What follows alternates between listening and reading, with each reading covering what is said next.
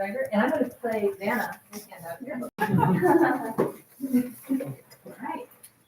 Yeah, it's actually pretty bittersweet for me to stand up here. I'm excited for Laura. I know she's going to, she does amazing things with all her graphic arts, and I can't wait to see what next year's yearbook is going to be like. So the last 5 years for me have been really exciting, and I'm excited that I get to stand up here with Nate too, because last year we had a staff of, we started off with 11 kids, and then we just kind of trickled our way down to 9.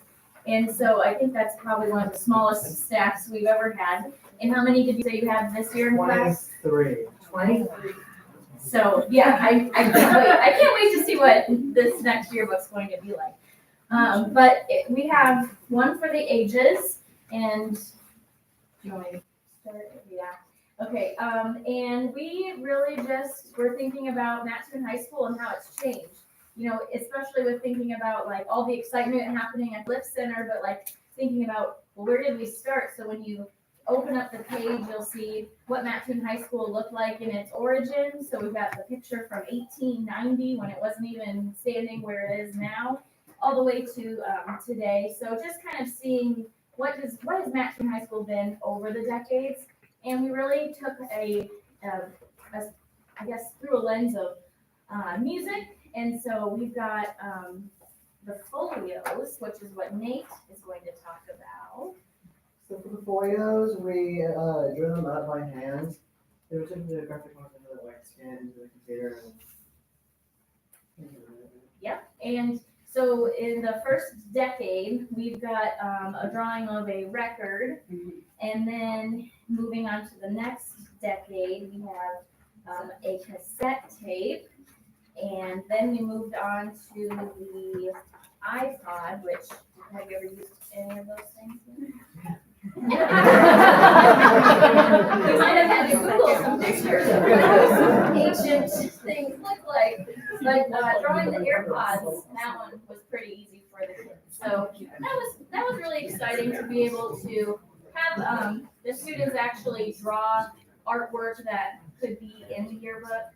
One of the things too that I challenged the staff was to think about just color and how can we make it a little bit more bright and vibrant. We were kind of using a lot of darker colors, and we just wanted to kind of make it exciting with just different shades of I don't know, just lots. I guess not shades is probably the word, but just different colors. And instead of doing like horizontal eye lines, we went with more vertical. And then on the sidebars, we did a lot more student interviews to just ask them questions. So some of them are like, what's your favorite retro song? And if you look at it, it might embarrass you. That's still on my playlist. So, but what else, Nate? What else would you like to tell them? We sold 348 books for the whole school year, from $45 to $60, and we sold $4,045 in business ads, and $2,760 in senior ads. Which I was really proud of them for. Again, with about basically 9 kids throughout the semester, we had a lot of pizza as motivation to get those calls made, but we eventually did. We've got a pretty fine looking book, I think. So, anything else? You're a senior this year. What's your job now? Editor-in-chief. And he's already started with coming up with some really great ideas. One that he has pitched to Mr. Stewart and that we've agreed to do, which is Signing day. signing day for the yearbook. So when they pick up the yearbook, they get to sign each other's yearbooks, and that's the way we hand it out and they get signed. And it's not on the school day.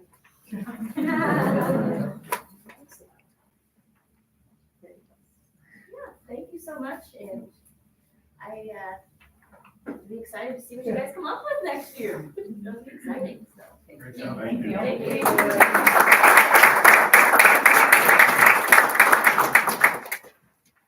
Speaking on behalf of the board, we all look forward every year to your presentation. We appreciate your presentation every year. Yeah, thank you. And thank you guys for always buying that yearbook ad.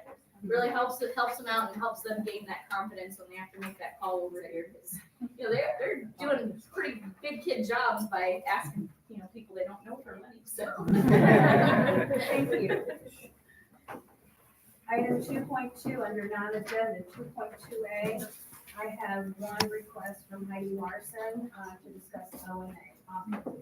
What the meeting's at. Good evening. You want me to sit right here? Yeah, you're fine. Sex education. As a parent of high school students and as an elected member of the school board, it's a topic that I want to make sure is addressed appropriately and with utmost transparency. At last month's school board meeting, I asked Dr. Hill for an update on the National Sex Education Standards Curriculum Committee that we created in April after the board voted to adopt the national standards. At that time, President Skinlow stated I could not ask for an update because it violated Robert's rules. That ruling was inaccurate. According to the policy 2.22 school board meeting procedure, items not on the agenda can still be addressed. And frankly, I was shocked when this happened. I was even more frustrated when I later learned that I could have asked the question in the unfinished business section of the meeting. So the best I could do at the time was to publicly ask for the committee update to be added to tonight. On Tuesday, October 4th, I followed the board policy 2.22 and emailed President Skinlow, Superintendent Condon, Mr. Hedges and Mr. Kettler, who both expressed an interest in an update, to officially request to add the Federal Sex Education Committee and an update to the list building to tonight's agenda. On Wednesday, the next day, October 5th, President Skinlow texted me to ask if I could have a phone conference with her and Mr. Condon. In the text message, she also stated that my email violated the Open Meetings Act, which is the OMA. I was and am still puzzled with this response. Clearly, I understand that we cannot discuss board matters, nor could we interact, vote, or via email or in person with 3 or more board emails. My email simply was to request an agenda item, 2 of them for tonight. Obviously, I was deeply troubled by her accusation, so I immediately asked for clarification, specifically which section of the act did I violate. I believe I'm entitled for it to be in writing. As of tonight, I have not received an answer.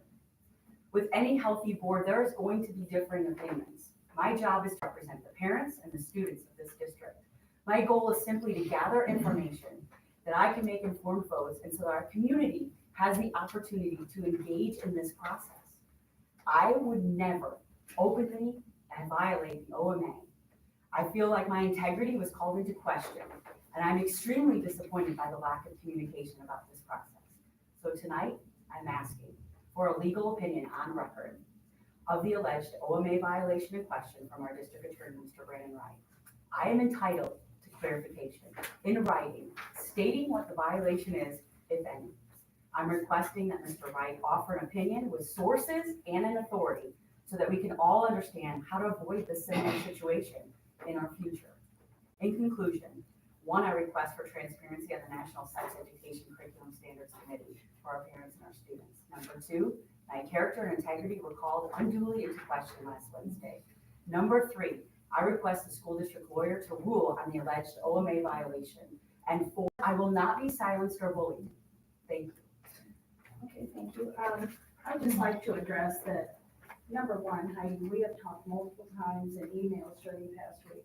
I explained to you that we were discussing agriculture curriculum. Sex ed curriculum was not on the list. I also told you at that time that I had talked to 2 people from IASB, and we did get some information from Brandon Wright that I could have addressed it under new business. I told you I made a mistake. I told you that I learned from it. So sitting here acting like you don't know that is very shocking to me, because we had that conversation. As far as the OMA, you asked for a copy of the OMA, I gave it to you.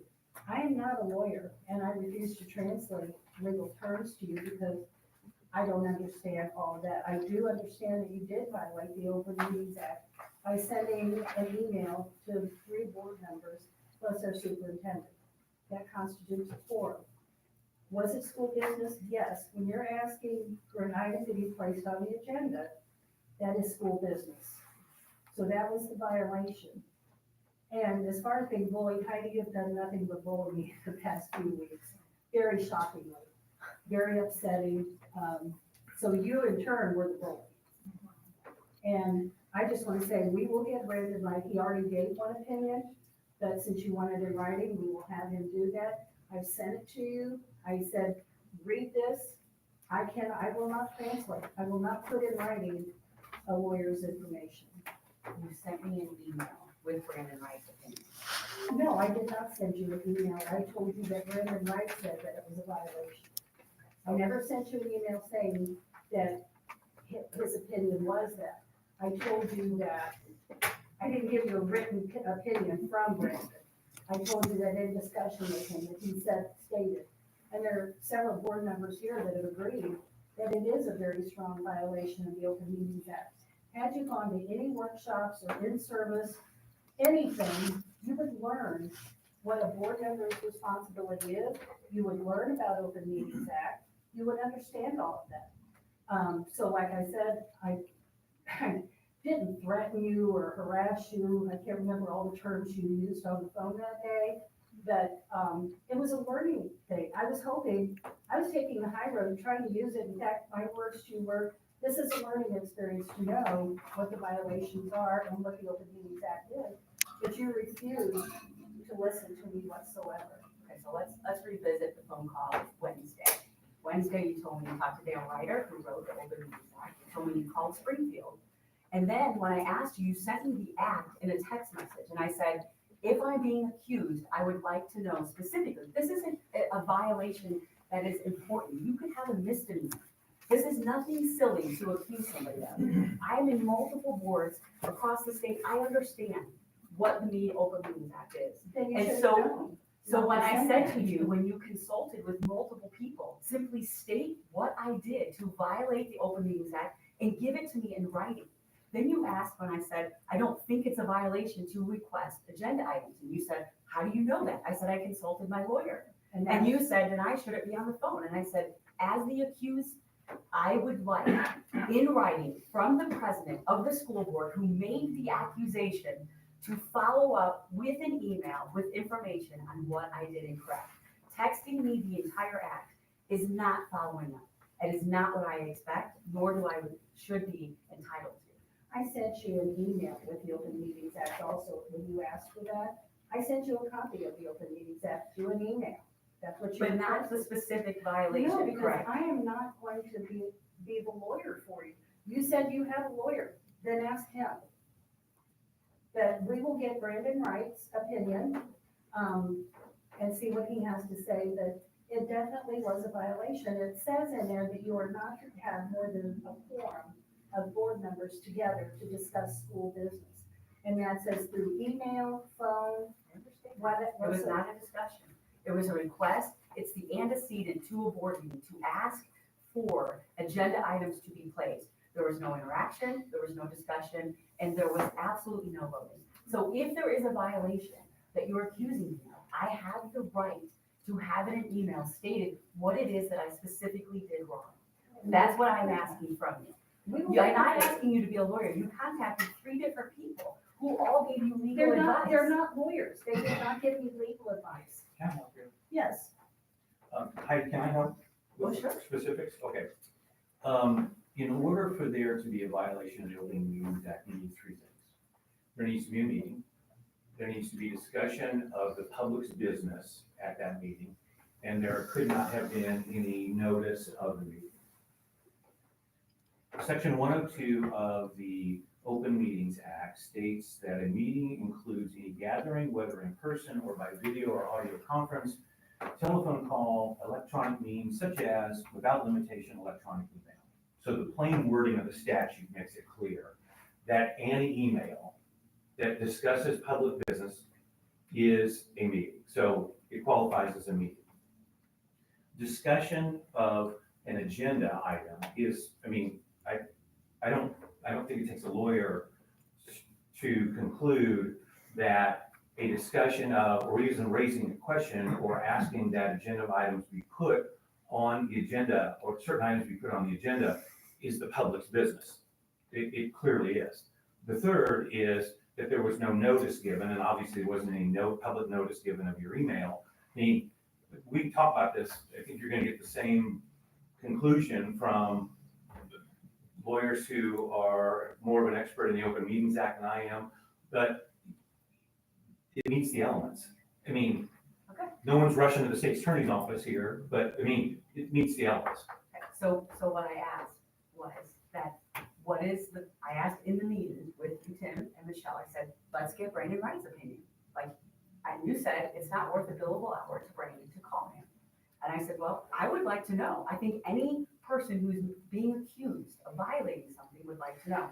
And if it is as clear as this, then it would simply take a phone call to Brandon and email me that. I would like to have the information on what I violated specifically. Okay, you've asked that several times tonight. We will have Brandon do that.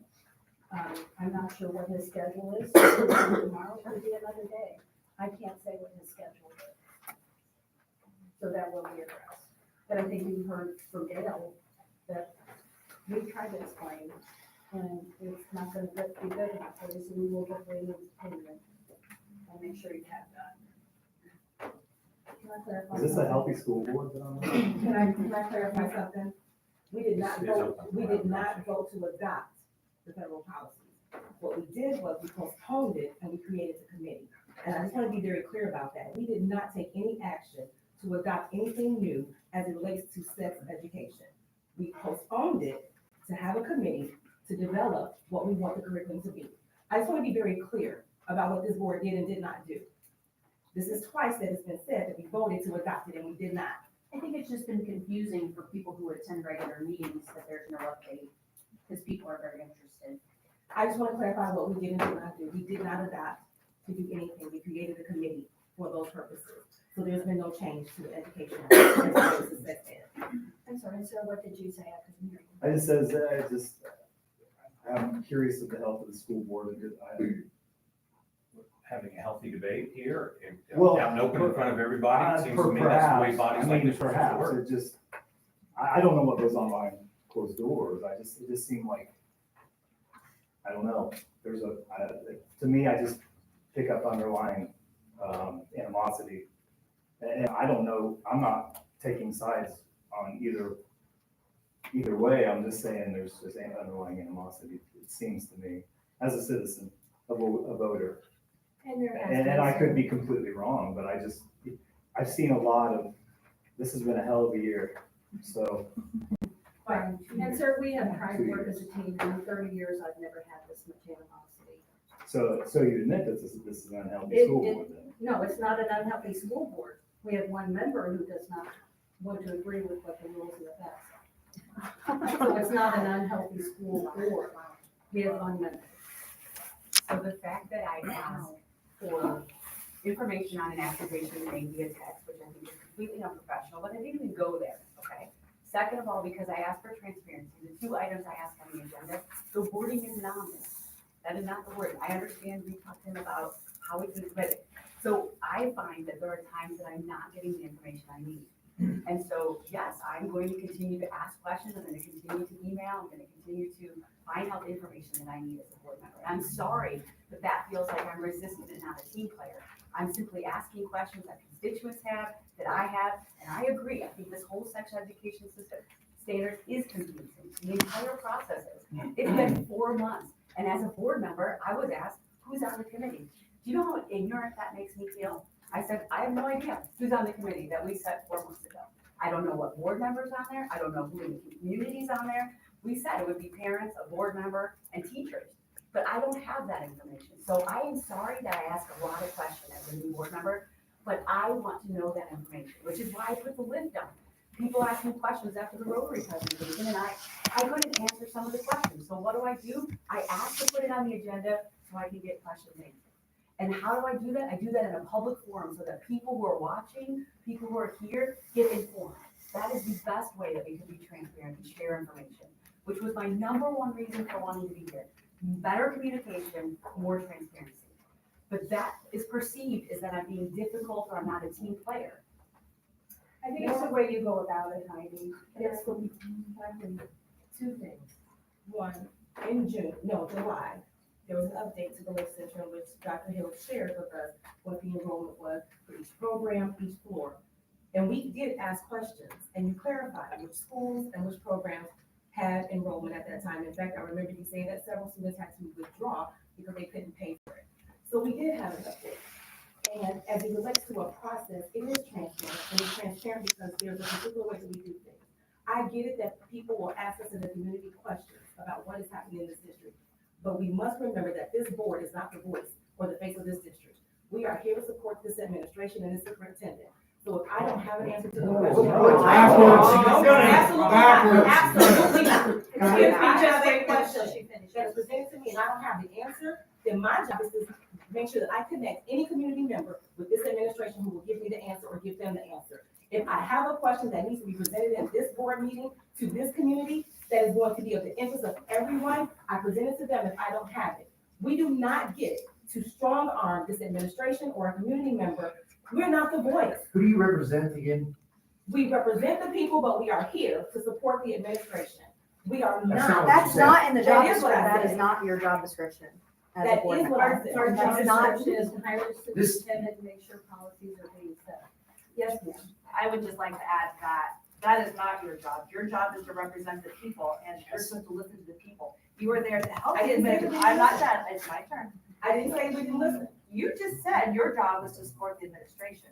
You said you were there to support the administration, what they wanted. You're here to support us and what the community and the public want. The job of the superintendent is to do what the board says, and the board is to listen to the public. That's the way it goes, and your job should be the best interest of the children.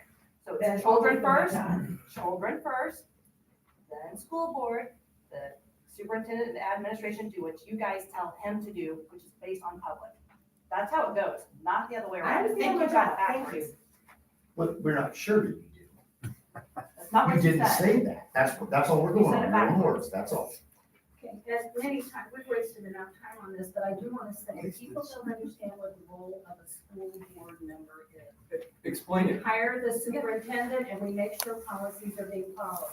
We are not here to micromanage every detail that they do. We are here for the children. Yes, ma'am. I was on a school board for 8 years. I was on very fantastically, it was a school board that did a lot of work. We got along great, we worked together. The people knew their places, they knew, and we are here for the students and you're getting it backwards. And what you just said was also backwards. So you are there, no, you said, Well, but it's simple enough. You're the board. The administration works for you.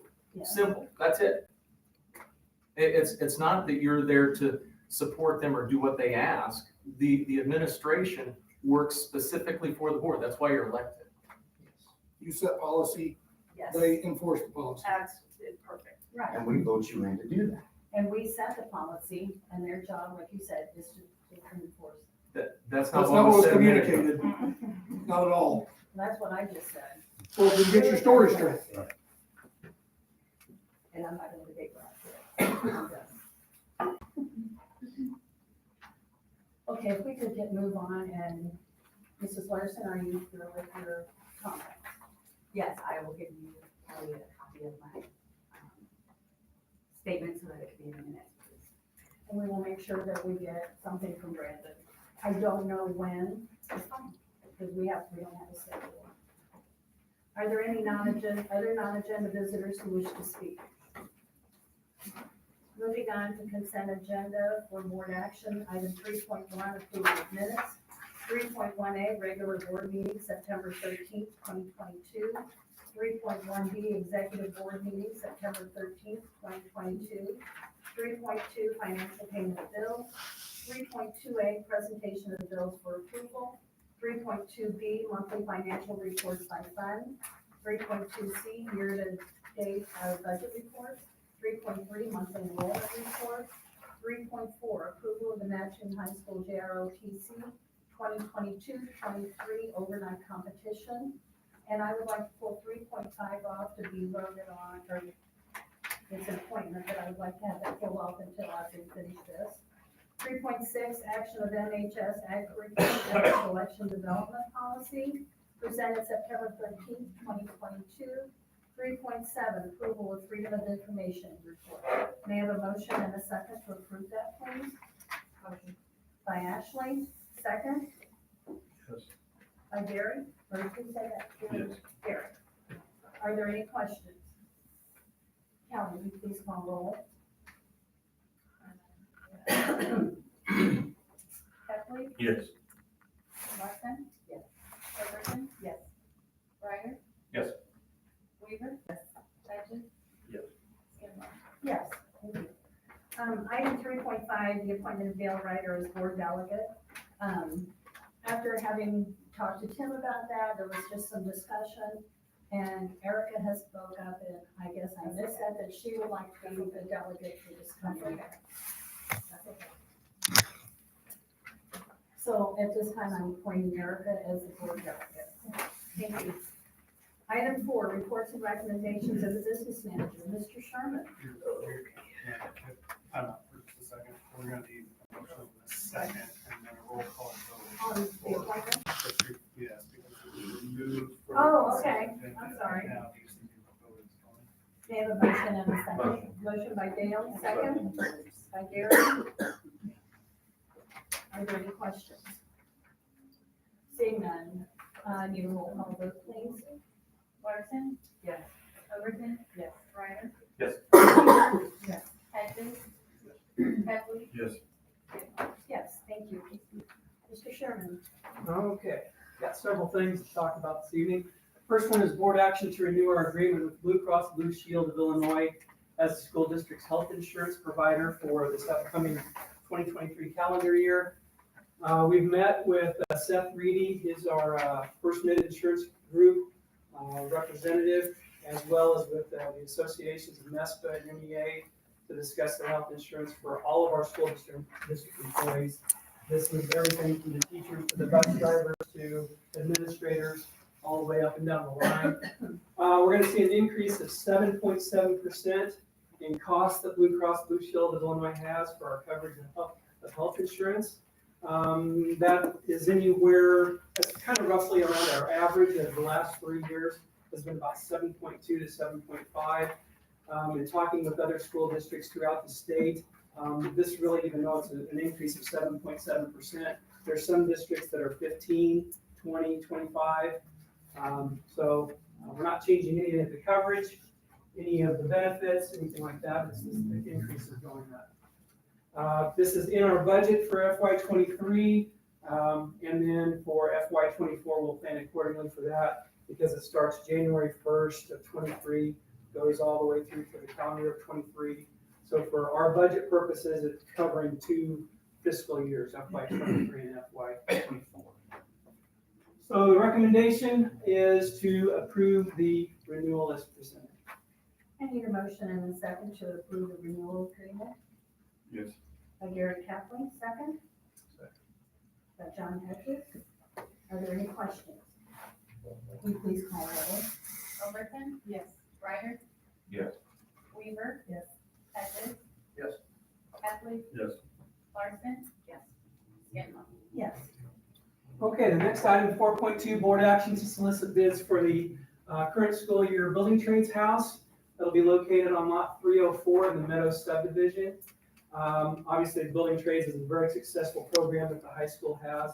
We're looking to, they've actually started on the house in lot 304.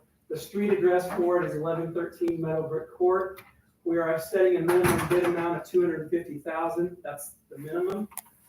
It's going to be 1,700 square feet, have 3 bedrooms, 2.5 baths, garage. It must be a sealed bid because of the process that we go through. That sealed bid must include a letter of pre-approved financing for the amount that's included in the sealed bid.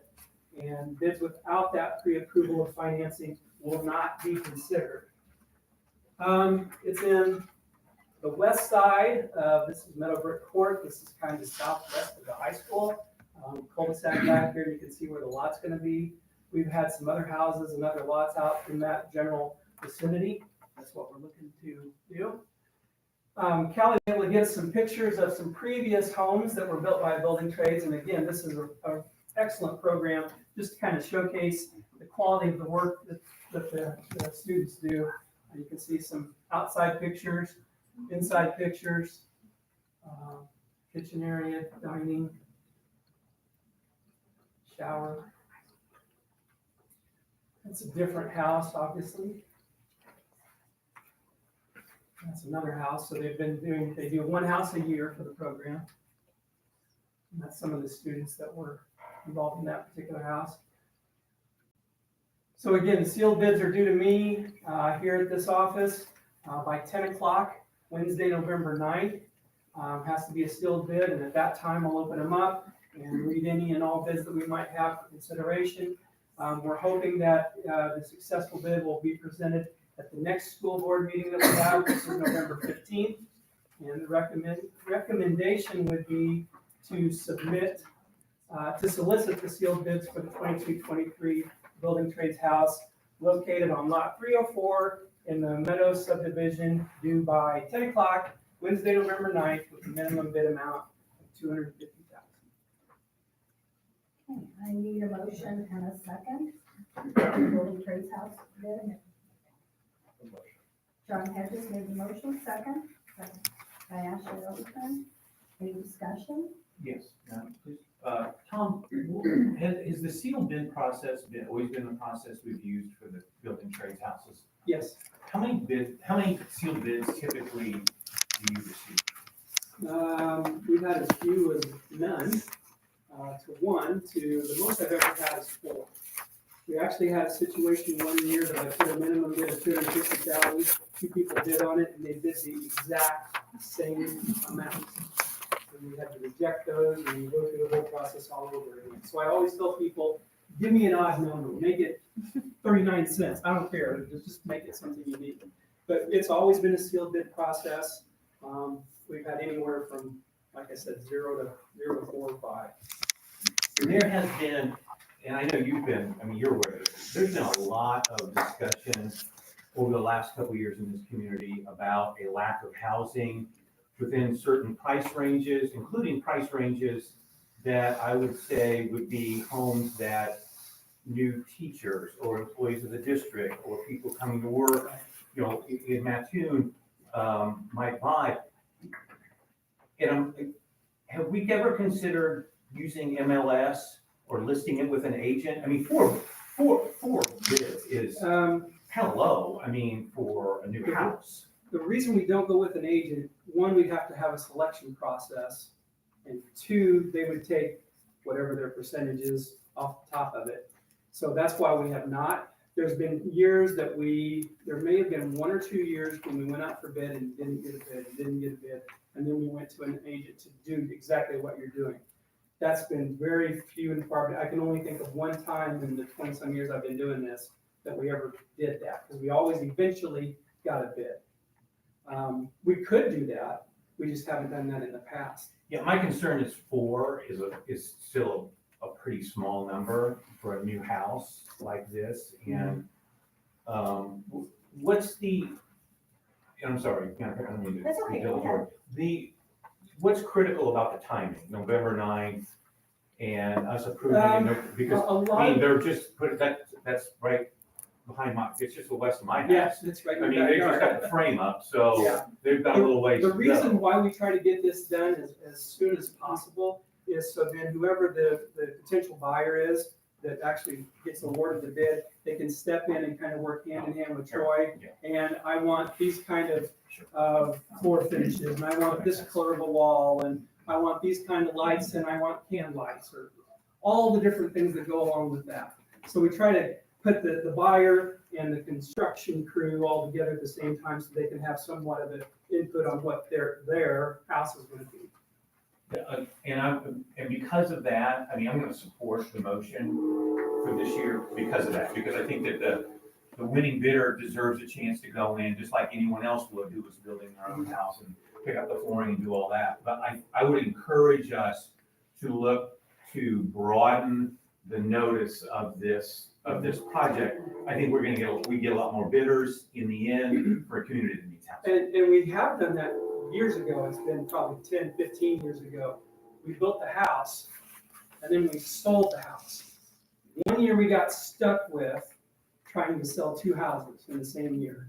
And literally we were stuck with, and obviously we're not in the business to sell houses, but we went through that process that we built the house, it was all finished, and then it was, here's the bid, here's the house, have an open house, come through, walk through it, and nobody bid. So it can work either way. And one thing too, Bill, we do this for an education purpose, not to make money. I mean, we like to be, we like to get even. Come flush with Come it, right? even, yeah, but, it's totally for educational, the students learning and that kind of thing.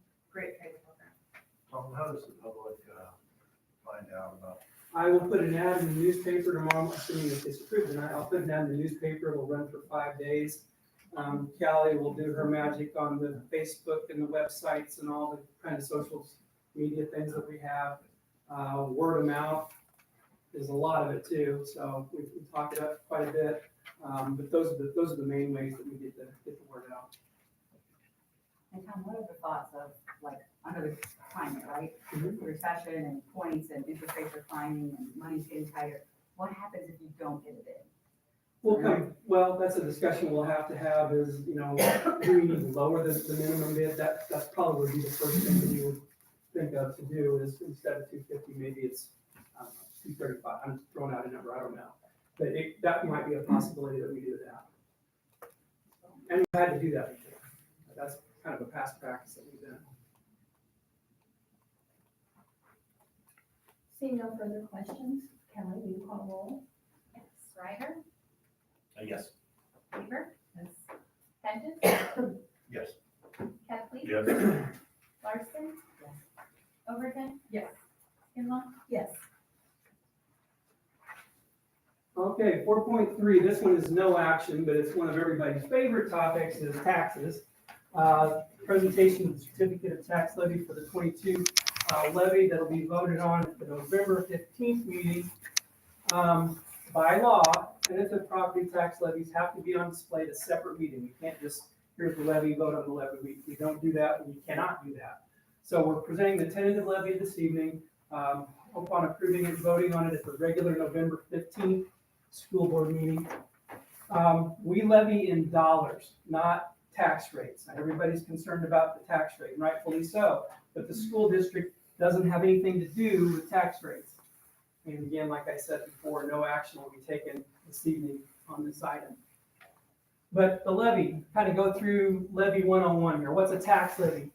A levy is the amount of dollars in each operating fund that a school district gets and asks for to pay for the bills for the next school year. We have to levy in every single fund. It's not just a bottom line number, and it's not necessarily what we are going to get, but we are asking for it. So the levy is the ask. It's the easiest way to think of it. We ask during the levy. When does it have to be adopted? The law says the board must adopt the levy by the last Tuesday in December and certify it with the county clerk. Our school district goes into 4 counties, so we have to get it certified into the 4 counties that we deal with. And it has to be done before the last Tuesday in December by law. So we try to make sure that we comply with that. The extension. So the levy is the ask. The extension is the get. It's what we actually receive. So we're asking for something in the levy. We do all the calculations, and then we get an extension that in dollars that we actually receive from the county. How's that processed? Big convoluted formula is the easy answer.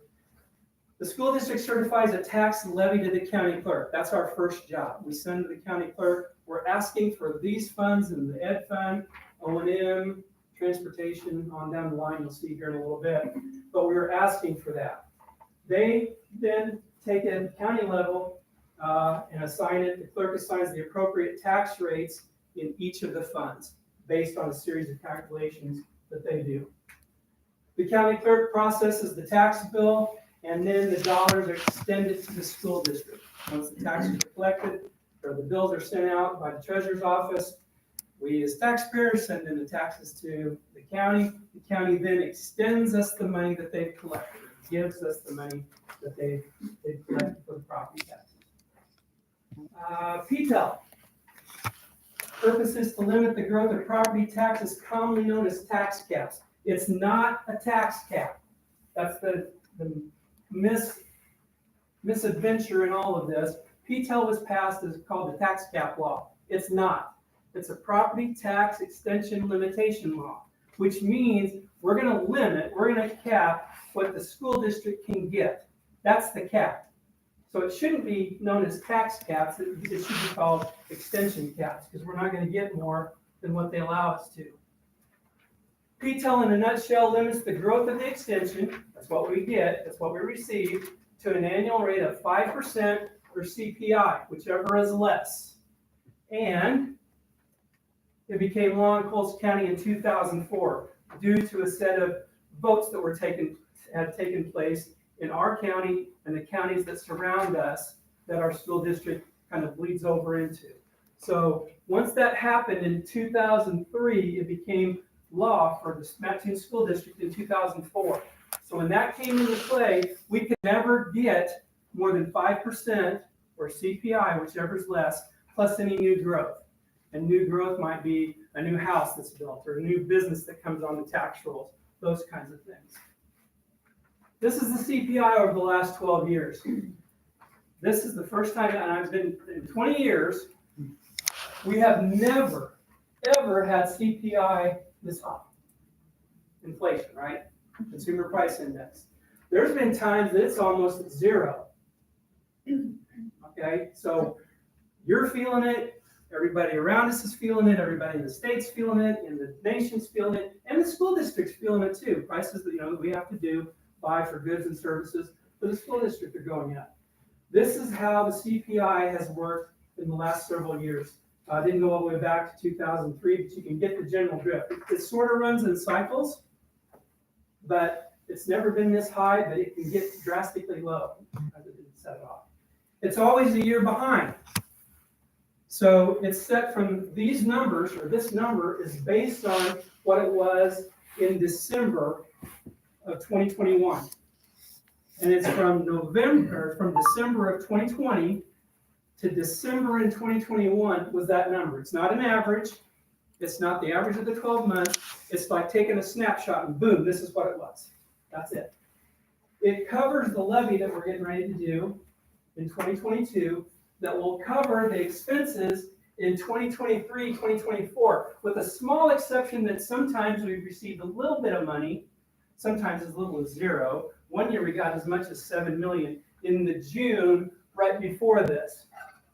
But in theory, taxes run a year later than when they're assigned. So we're going to do the levy in December of 22. It's going to be received by us in June of 23, but the lion's share of it will come in the 23-24 school year to pay for things in 23-24 school year for the majority of it. There's much so far, right? EAV, this becomes extremely important. What is EAV? Equalized Assessed Valuation. It's the property value for individual, total property, businesses, anything that's inside the school district after the county and the state have done equalization calculations. There's all kinds of things the county can put on an equalizer, a township can put on an equalizer, the state can put on an equalizer, and then there's all other kinds of things that come into play. Senior citizens exemptions, homestead exemptions, veterans relief. There's all types of things that go into this that determine what the EAV is. How much will the EAV grow from last year? Honest to God's truth is I have no idea. I don't know. Nobody does. Nobody, the county, nobody does. So what do? How do we try to figure out what that is? We use, historically, the Mattoon School District has used a 3-year average. Our three-year average for EAV is 2.56. And how we come up with that is what was the EAV growth the last 3 years? And it's averaged together, it becomes this 2.56. That's what we use. Other school districts use other means to calculate it. The county doesn't have all the calculations to tell me if I were to call them today and say, what's our EAV? They don't know what it's going to be because it hasn't happened yet. There's still new growth coming on. They don't know what all the, back up to this, what all the multipliers are going to be, or any of the exemptions, or those kind of things are. So we use a 3-year average. Why is it important? EAV growth expands the tax base, and capturing the growth helps the financial health of the district. The total EAV is multiplied by the approved tax rate per $100 of assessed valuation to arrive at the extension. The easiest way I can tell you this is let's say there's 50 of us in this room. We all go out to eat and the bill is $100. We're eating cheap, okay? You get $2 to eat your supper. So there's 50 of us and each of us has to pay out $2 to do this. Well, now if 50 more people come in the room and we still have the same $100 bill, we each only have to pay $1 now. So the bigger the pot is, the smaller our share, each individual taxpayer's share is that they have to pay. So EAV becomes extremely important. We want the EAV to grow as much as possible. We all do, because it helps us with our tax rate. That's the rate. That's not what we do as a school district, but it's where it hits you in the pocketbook. So the assumptions that we're making a lot of assumptions whenever we do the levy, is the 2.56 projected EAV growth. I explained that. That's the 3-year average that I talked about.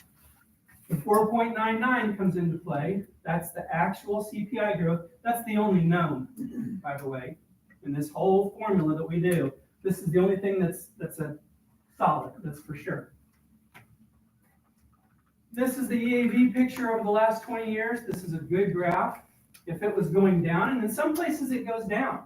In school districts where the trend is the other way, they're hurting. So we always want this line to go up. That means there's, the school district is more property rich, if you want to think of it that way. EAV growth is going up, so it comes into this levy. This is the recommendation. If I had to present the levy tonight to be voted on, this is what it would be. And again, we levy by fund. That's what we're asking. We're asking for this in the ed fund, this in O&M, this in transportation. You can see them all down the line. Roughly about $16 million. Our budget this year is about 55 million. So this represents about 30 million or 30% of our finances, or of our revenue coming in to the school district. So this becomes very important. Again, this is our ask.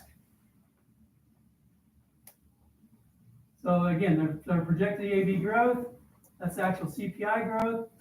Once we run through all the formulas, it should be an increase of revenue to the district of approximately $650,000 if all those assumptions play out.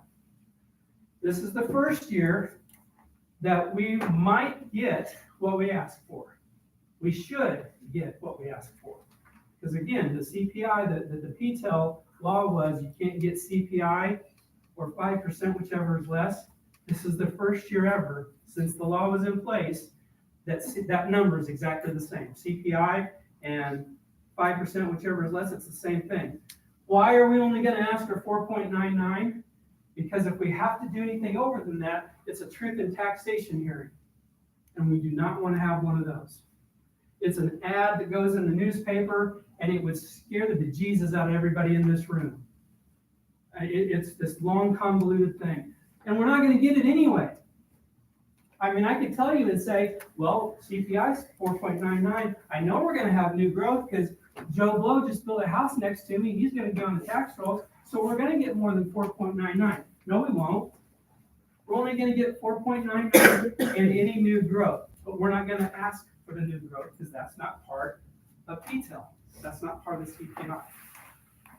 So again, the levy numbers, again, the ask will be this, unless something changes between now and the November board meeting, and we keep trying to fine tune these numbers to play around with, can we lower this, can we raise it, can we move some different things around here if we need to. Each of these funds has different caps to it, that you can't have it above a certain rate or a certain number, so we have to be mindful of that as we're going through this.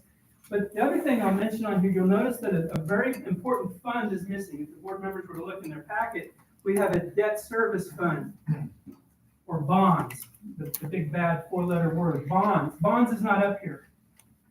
We don't levy for bonds. We could. We have every right to. Mattoon School District, just like any other district, could levy for bonds. But there was a promise made. Mr. Kepley, you're on the board. Michelle, you're on the board. Some of you, Ashley.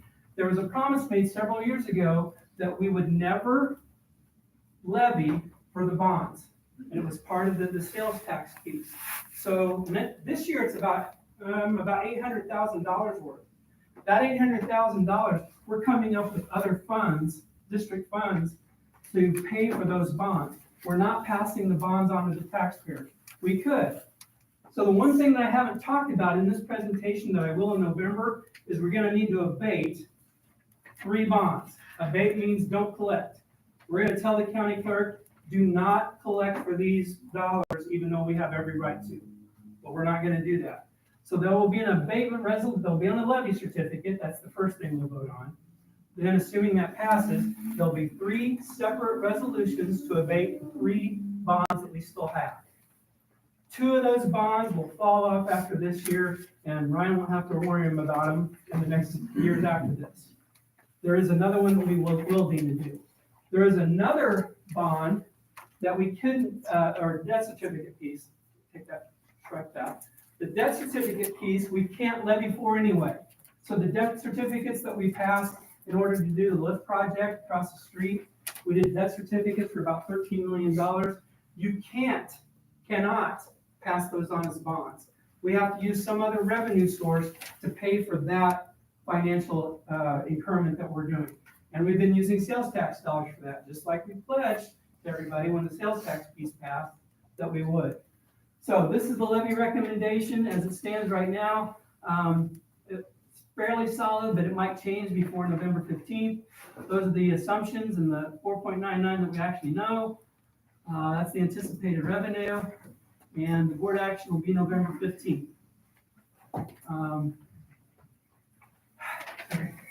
Anybody have any questions? No action. Does anybody have any questions? I have a question, but not related to this. Okay. Is it related to something with this? It's related to your report. Okay. I just had a question. Yeah. Can I ask you that? Okay. Fine with me. I don't know if I'll have an answer for you, but I'll try. So location reports, which would be like a specific building and kind of give you the expenses from the year, right? We don't get those, or do we have access to those? As board members? I mean, see those, like to have a running budget that says, here's Williams' budget, here's what they're spending, here's high school, here. Because it's hard for me to follow all the budgets, not having sort of a running, like you would. We don't normally do that because we have 6, we do it at our level in this building on our floor. But we usually don't pass that on to the board because usually you're more concerned about the overall, the funds. That's why we put in the board packet each individual fund instead of the building by building piece. And it's hard to put those in there because you can't really compare Williams to the high school.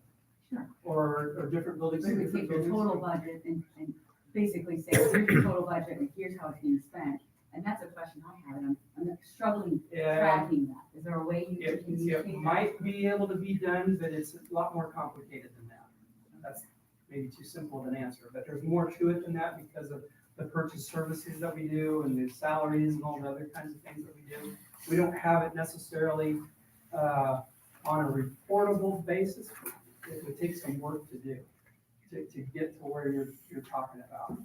We have to do that at the end of the year for state reporting. The EBF plan makes us do that at the end of the year. So we're doing that all along, but as the year goes, sometimes we need to move funds from this account to this account because this one's over and this one's not, and there's a reason why. Like electricity. Ryan and I just had a meeting last week with electricity. Amersville, there's a newspaper, I'm not telling anything out of school here. The electricity's gonna go up. We had no idea that was gonna happen. So we're gonna have to do some fine tuning with those kind of budgets, and that's a long answer to your question. But it could be done, but it would be a very involved process. Do I just email that request to you, or? how Yeah, that's fine. I'll try and work on it. Anything else? All right. Moving on. 4.4, this is a good one. I hate talking about taxes. I love talking about taxes because I get really wound up about it. Nobody likes to talk about taxes. Okay, board action to accept donation from Land of Lincoln Credit Union for the lift facility. Cassie Martin and Heidi Slaybaugh are here. And they notified the school district that they're wanting to donate funds to the lift program in the amount of $5,000. Those funds will be used to offset tuition expenses for the students that live in the outlying school districts, not for the Mattoon kids. Mattoon kids, we're not charging them. I want to make sure that's on the record here. That we are trying to do that, and with their gracious donation here of $5,000 for that. So, do you two want to get up and say anything, or we'd like to publicly recognize it for sure? I don't want to put you on the spot to have a speech, but you're more than welcome. I'm Heidi. I'm Cassie.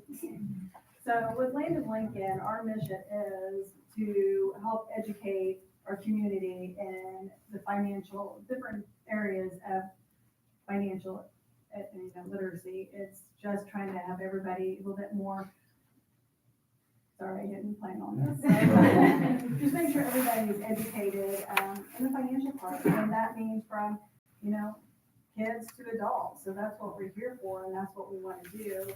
And when the LIFT program came out, it aligns with our mission, is helping those students become, when they graduate high school, be able to function as working individuals and have more knowledge of what they need to do to be able to proceed from there. So we would like to donate the $5,000 towards the scholarships to help the kids get to the programs for the less fortunate that cannot go. I'm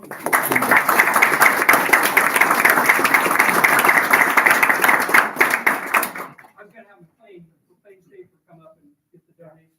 You want to take a picture?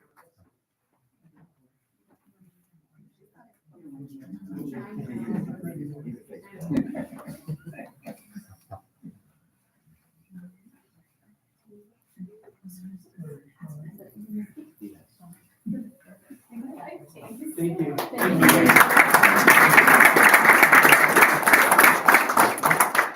Also, on that same vein, Austin Frank, Austin here? Austin is not here. Okay. First Mid is doing the exact same thing for the same purposes. So we want to publicly recognize First Mid as well, $5,000 towards the student tuition, exactly as these ladies have talked about.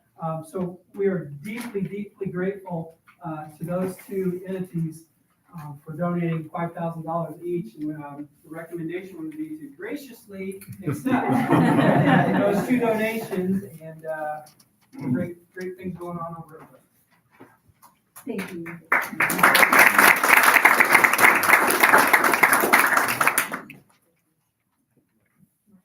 Motion and a second to accept those. Motion by Ashley. Second.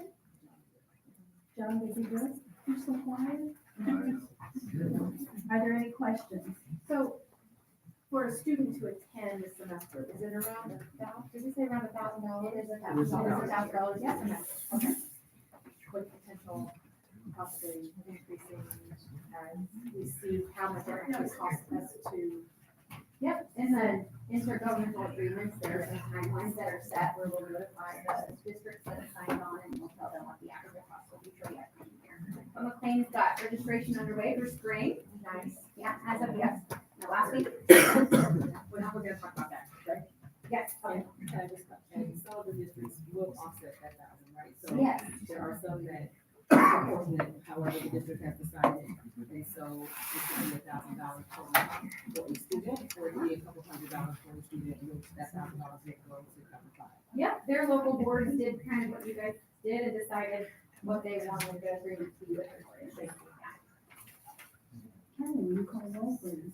Yes, Weaver. Yes. Hedges. Yes. Kathleen? Yes. Larson? Yes. Overton? Yes. Ryder? Yes. Skinner? Yes. Thank you. Thank you, Lynn.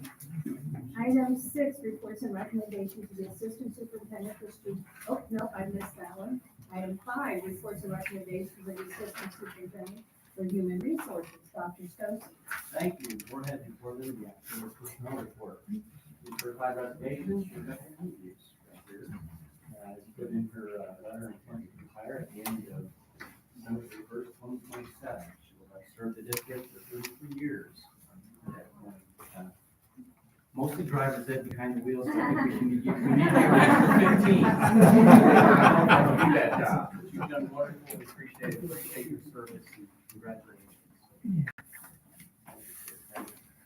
Jeff Pence resigning as culinary arts facilitator effective immediately, or at the facility. Then we have certified appointments, Christopher Davis, substitute teacher, effective immediately. Abe Lee, substitute teacher, effective immediately. Melanie Park, substitute teacher, effective immediately. Bailey Rainwater, substitute teacher, effective immediately. And Lindsay Walker, substitute teacher, effective immediately. Kind of neat. Most of those, the majority of those folks on there are current students, not so long ago graduates, so excited about that.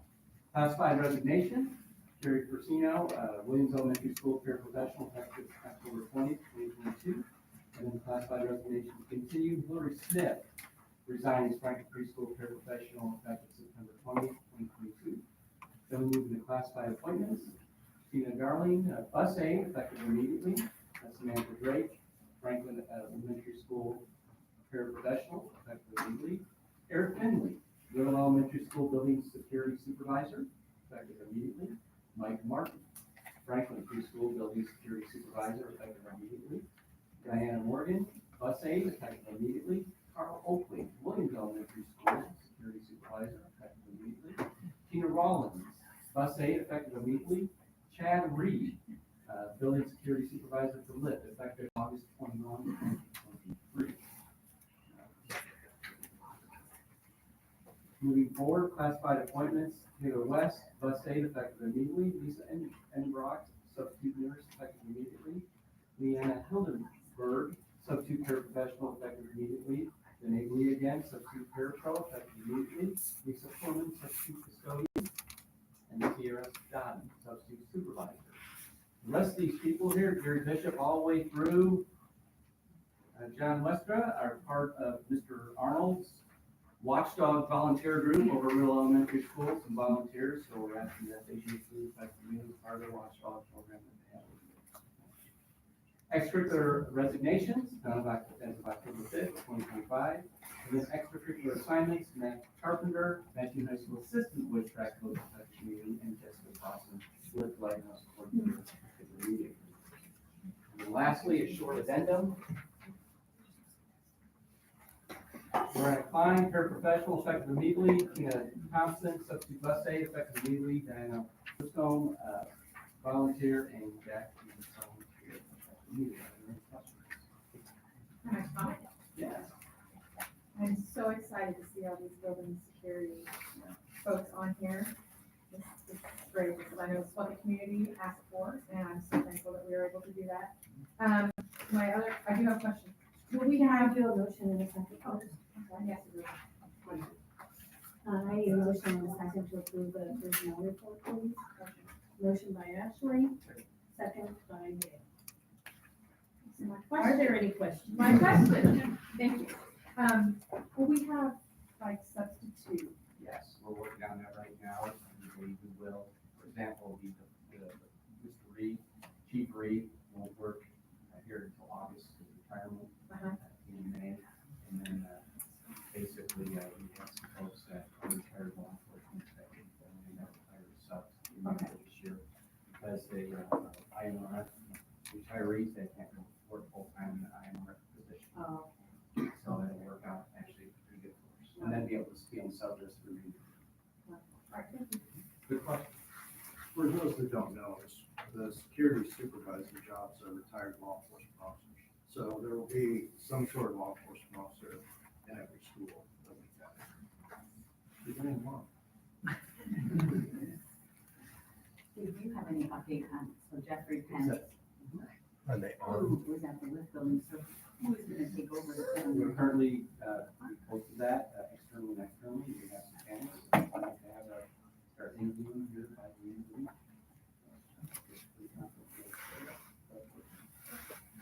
Applicants from Illinois, Florida. Are there any other questions? Seeing none, we call roll, please. Hedges, Yes. Headley, This is any use, are you sure? I have been debating for the last 6 months. It's been a hard decision. I love this community. Yes. Larson. Yes. Overton. Yes. Ryder. Yes. Weaver. Yes. Scanlon. Yes. Thank you. Thank you, and I have to read your Even I was not today. Usually. 6, reports and recommendations of the Assistant Superintendent for Student Service. Dr. Hill. Thank you. Thank you for Thank you. coming. Thank you. Thank you. I think so. Yeah, right one. Yep. Okay. Well, we are almost a quarter into school, and I'm really excited to report on the aligned improvement efforts that are happening within our district. We use a continuous improvement model, so what that means is we have goals that kind of just roll, and we update them as we achieve those goals.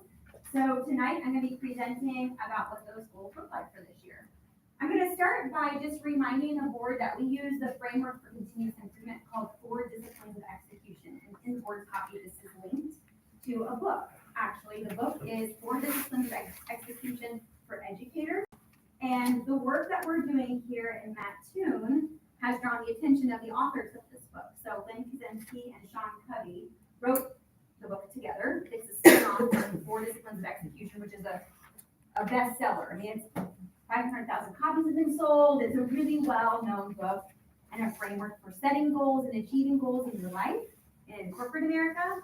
And so they wrote a new book, 4DX, for educators, and it's about classrooms. So those of you with kids in the classrooms, you've probably heard them talking about accountability, buddies, and wigs, and all that stuff. And that's what that book is about. In Mattoon, we have an aligned system where all of our schools are working in those same systems and we're engaged in that. So last week we had a call with the publishers of the book, wanting to know what our principals and their action teams are doing. And so I'm really excited to kind of just share that with you all and talk about the work that's happening. So the 4 disciplines that we are teaching to our littlest learners in Jamie's school, age 3, like they have their little goals and everything too, is first identifying what's wildly important.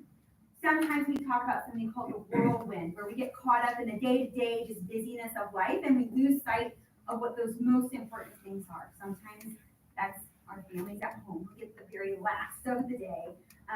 Or maybe it's our physical fitness or our mental wellness because we're so busy just on that treadmill. So we're teaching students to identify what's wildly important. And we're doing that systemically in our buildings and in the district. What's most important for our organization. From there, we develop lead measures. So whatever you've decided is the most important, what are the 2 levers that if we focus on those 2 things and we really work at those, we're sure to get outcome from what we said is most wildly important. So we teach our students that. What are the lead measures? What are the things you're gonna do that you have control over? And if you do those regularly, then we'll start to see movement on what we said was wildly important to improve. From there, we talk about a scoreboard. So keeping a compelling scoreboard, what that means is that there's a public accountability system of, am I doing what I said I would do, right? And it needs to be compelling. What that means is it's public, and you can tell really quickly if you're winning or losing the game. Oftentimes we talk about like a pickup game of basketball and how you play a little bit differently than you do whenever the scoreboard's on, and you can kind of see who's actually winning. We want kids to know, am I winning at what's wildly important? So we teach them about that scoreboard. We do that in our schools, we do it in our classrooms, and we do it as an organization too at the district level. And then finally, we have a cadence of accountability. So you told me you were gonna do this, and we have a scoreboard, I see, what the results are looking like. Let's meet in a system and a structure of support to talk about, did you do what you said you were gonna do? And if not, why? How can we clear the path? Or maybe is this really as wildly important as you thought it was? If you're not prioritizing it, what does that mean? And we have little kids having these conversations. They pull out their little data notebooks and they say, I was gonna do this every day last week, and their personal goals as well as academic goals. I only did it 3 times. And then their friends say, well, what got in the way? And what are you gonna do next week? So you can imagine at the student level how that works, in the classroom how that works, and then at the school and district level, we've continued that process here. And developing those habits of improvement and personal inside-out leadership, these are the things that will make our students continue to succeed after graduation. So that's kind of a refresher on the system that we use. And we apply that 4DX system in 3 kind of runways. So we talk about all of the work of our organization falling into 3 systems. Everything we do falls into an academic system, which are things like grades, right, can be actually academically performed.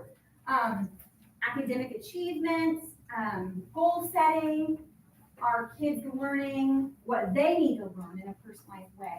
Our goals meaningful and targeted.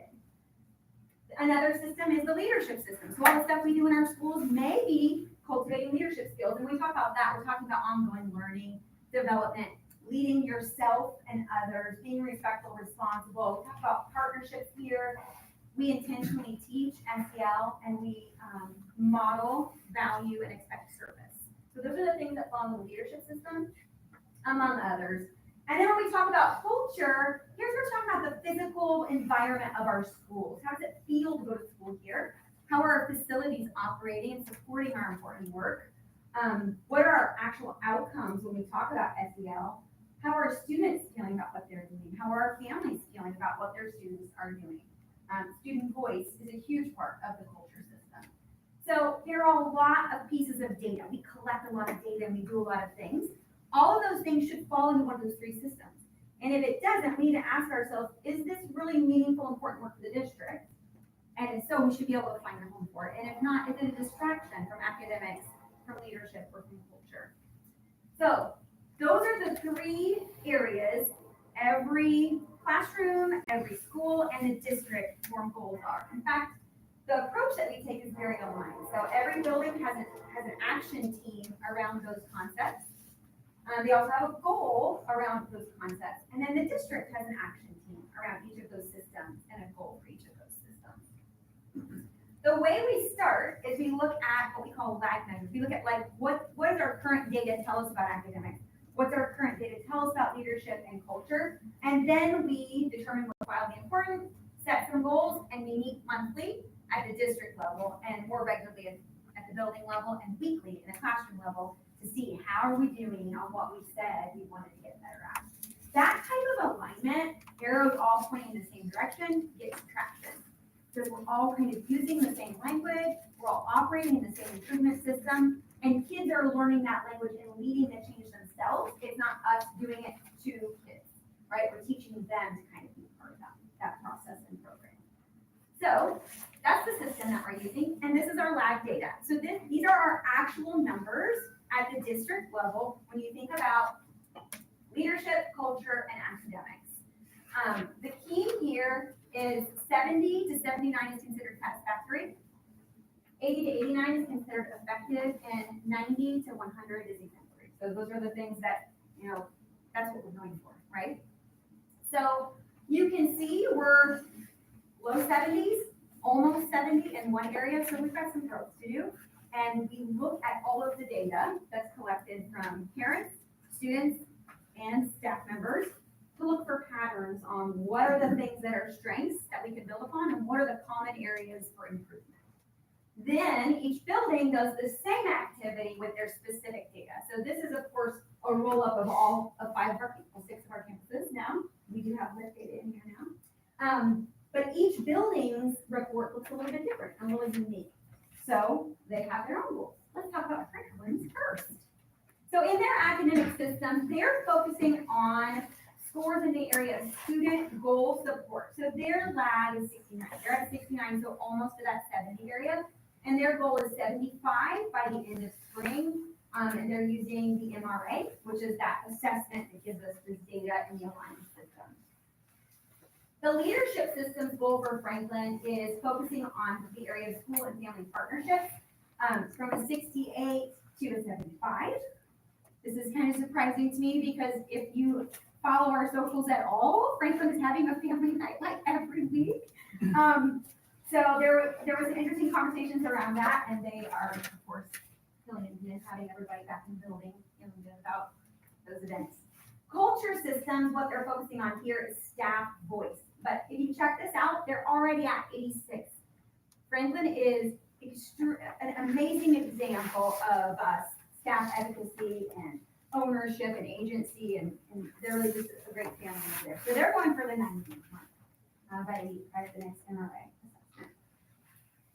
Williams Elementary School, in their academic system, one of the symptoms in the academic system is math data. Like that's an indicator for us. It's the test our kids take 3 times a year in math and in reading that tells us kind of are we on track or not.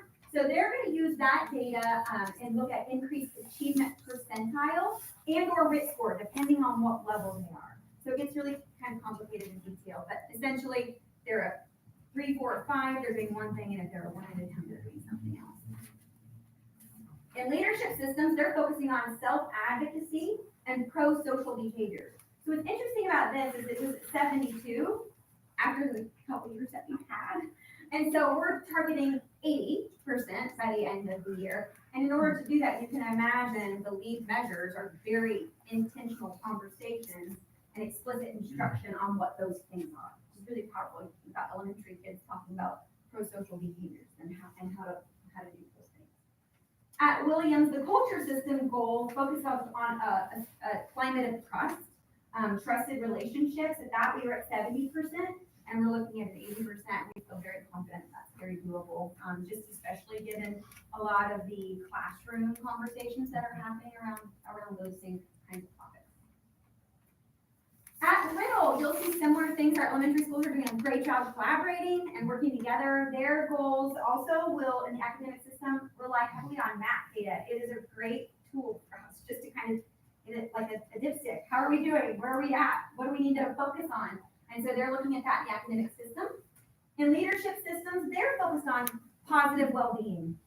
So again, we were at 71 and we're going to 80. Great conversations around all of that at Riddle happening in an ongoing manner. And then for their culture systems, they're also focusing on trusting relationships. We can see that their targets are very similar. We really feel as a district, this notion of every child having at least one caring adult that they feel connected to, that they could go and tell anything to. And so you see that kind of as a common thread throughout. The middle school, their academic systems are on NWEA and also the Illinois Assessment of Readiness. And they're looking at those increases by May.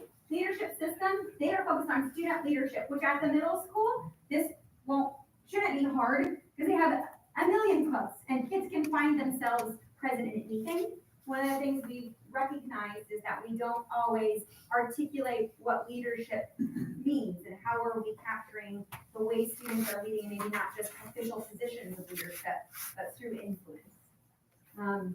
Culture systems, they're looking at the descriptor of supported environment from a 67 to an 80. That's a stretch goal, but they have some great lead measures in place.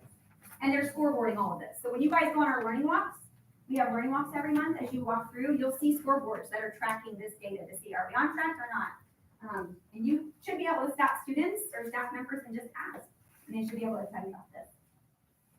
The high school academic systems, we actually have an extra goal at the high school down at the bottom, but this academic systems is specifically focused on empowering teachers.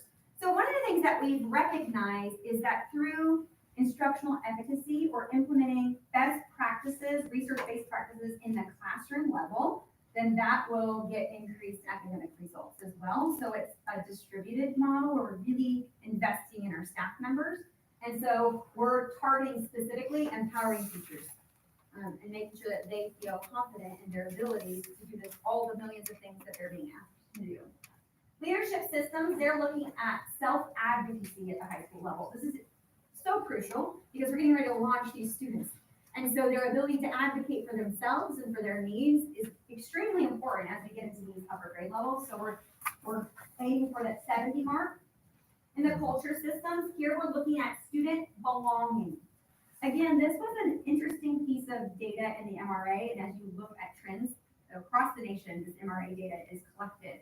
Student belonging in the early and mid-adolescence is an area of improvement for all of us, and that's kind of, again, like seems like a no-brainer, right, because of what our students have been through. So intentionally focusing on this at the high school so that students can articulate if they do not feel that they're belonging, they can find a place for them. The high school has an additional school-wide systems goal focused on the number of students in wait time who will meet positive and finals incentive. So these are our local data pieces related to attendance, passing grades that allow students to participate in some positive incentives. And so this actually is this is the corn, right, in the hallway. So we have I gotta say, like, you need to walk to high school.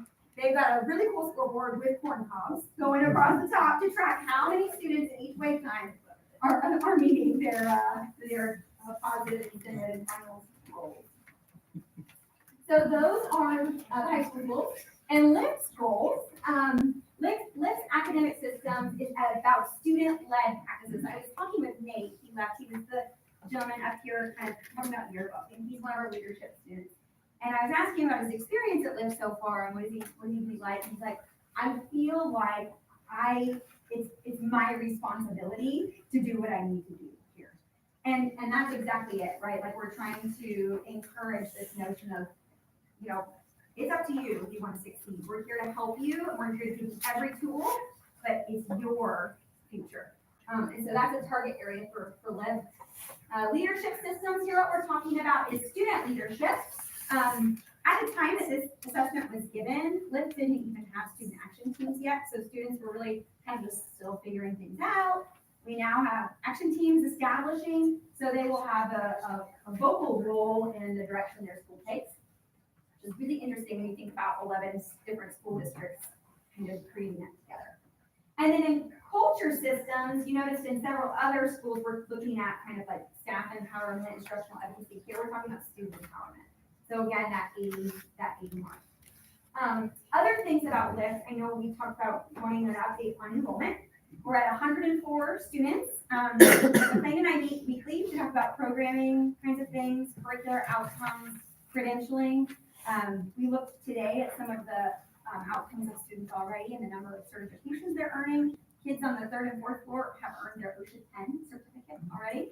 Our child care students have passed Shaky Baby, CPR, and first aid certifications already. And so that's just a snippet of all the amazing certifications that are happening. We still have 11 schools represented, and 17 schools have signed the IGA.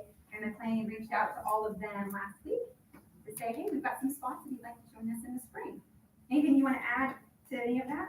Yeah, so enrollment's open right now, so already additional school districts, both that are currently sending students saying, hey, how can we have some interested students for spring semester that would like to get enrolled, and then also a handful of schools that are interested in maybe sending students for the first time. So just working with them to remove any barriers and what they can do to send kids. And we're working on the 104 we have right now, which is just, it's amazing to have them. There's some great things happening. So.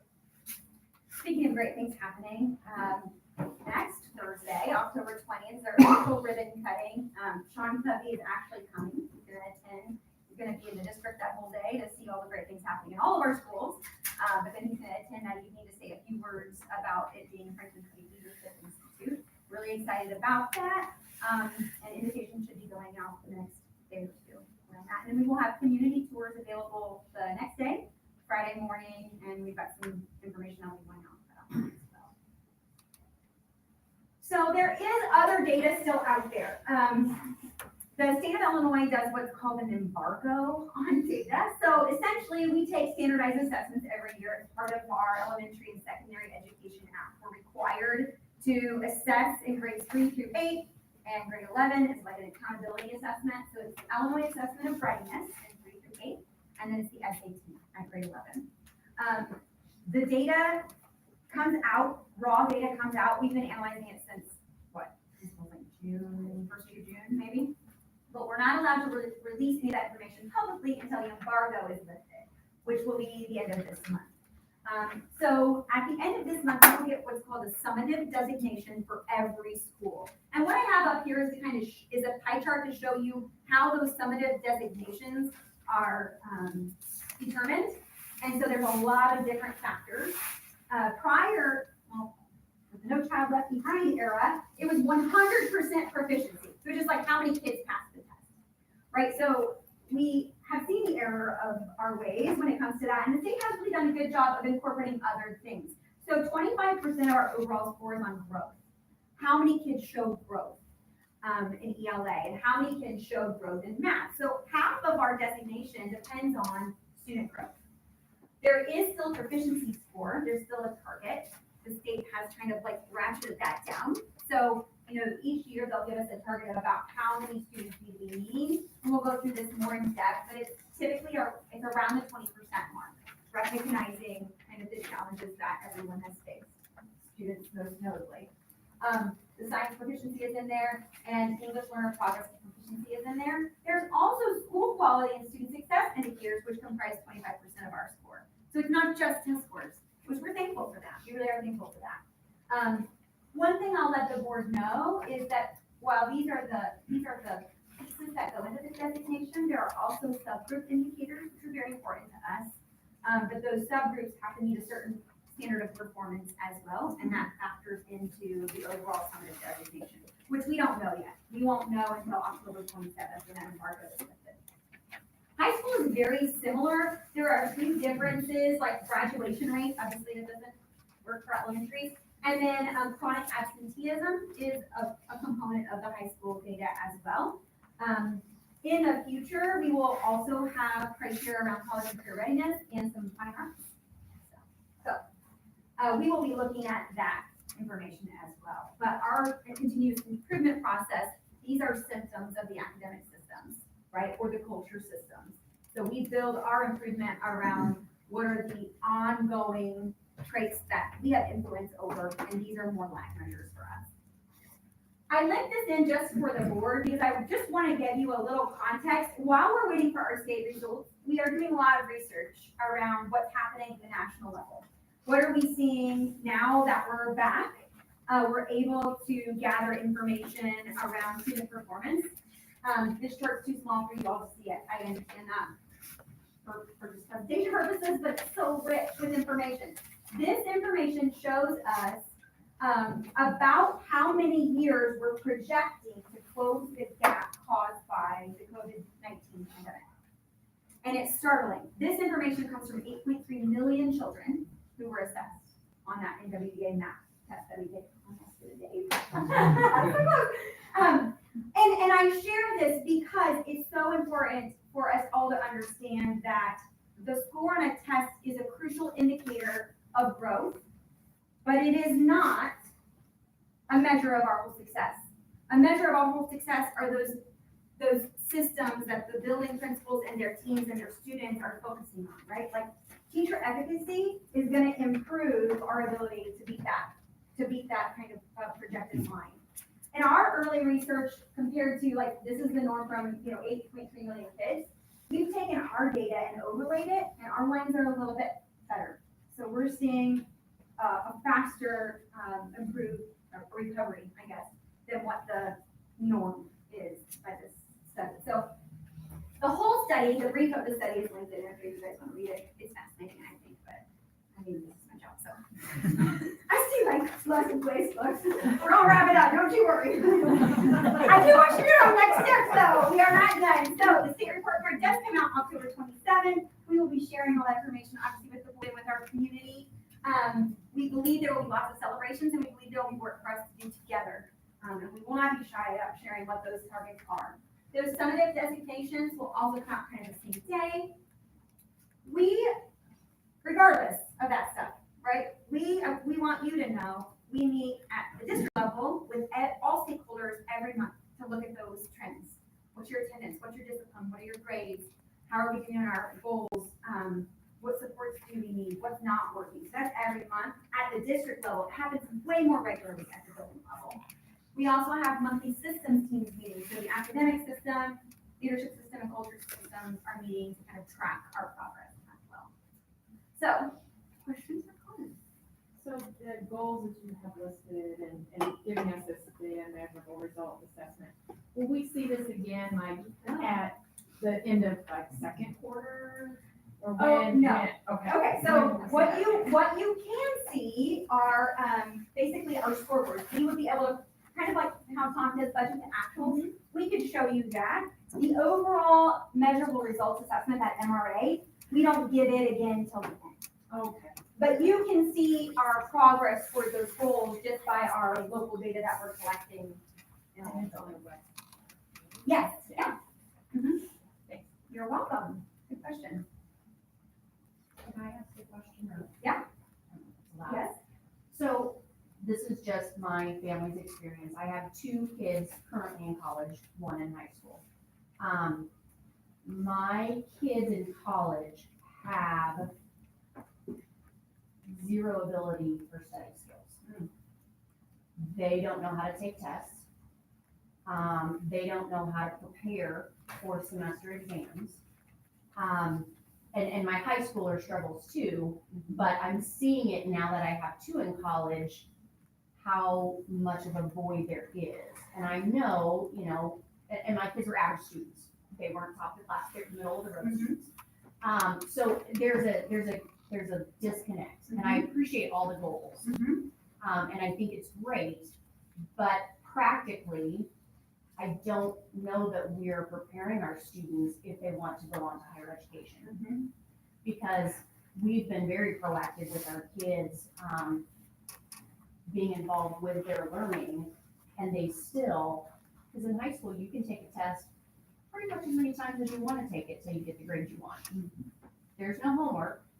There's no, you know, there's no thing, I have to go home and do this and be accountable for this. There's none of that. In middle school, no homework, zero.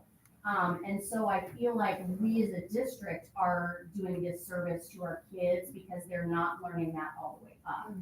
And I know that that's a very complex problem. It's not just our district. I know, you know, we're involved in the Sullivan district too. It's a problem there too. Kids don't know how to study, take tests, take notes. My daughter's like, oh my gosh, I've never had to take notes before. I'm like, I am really, really sad that you're 18 and you don't know how to take notes. So it's a concern, and I'm assuming other parents have had the issue too, but I feel like there's some kind of disconnect, and I know, again, there's no way to fix it tonight, but I just feel like it's something I'd like to share because it's what we're going through right now. And you know, I know we all want to do what's best for our kids and give them the best foot forward, especially if we're going to try to do higher education. But we're missing it. Yeah, thank you for that feedback, and I think your lived experience probably is shared by many. Yes. And what I think we've recognized is that for many years, our school improvement plans were very much just about the symptoms, right? Like it was about like the score on the test and those kinds of things. And so what you're seeing in our continuous improvement plans now and what's happening, you know, what Mr. Seuss is doing with teachers at the high school with wave time and those ideas around the academic curve and all that now is that leadership system. So that leadership system is about leading self first, and it's teaching those exact things you're talking about. So my kids are kind of the tail end, is what you're saying, of the Bring them transformation. back. Right? Yeah. But yes, no, it's a very fair point. What we've recognized and what our employers are even telling us, and by us, I mean us collective, not us just Maxton Schools. Collectively, what we need from graduates are those soft skills. Like we need soft skills and critical thinkers and people who can collaborate and connect. And we're gonna teach them like the nuts and bolts, right? So it's an and for us, like, yes, they need to be academically successful and we need to provide a rigorous experience.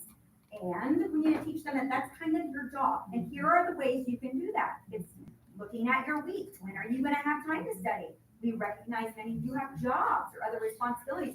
Plug that in as your big rocks and then figure out where your other stuff's gonna fit. So yes, I totally see what you're saying. And I think as a system, we've recognized that, which is why we have goals in more areas than just the academic system. It's not to diminish the importance of academics, but just to recognize like we're whole people. We're Totally human. agree, because I have one who, horrible test taker, huge test anxiety.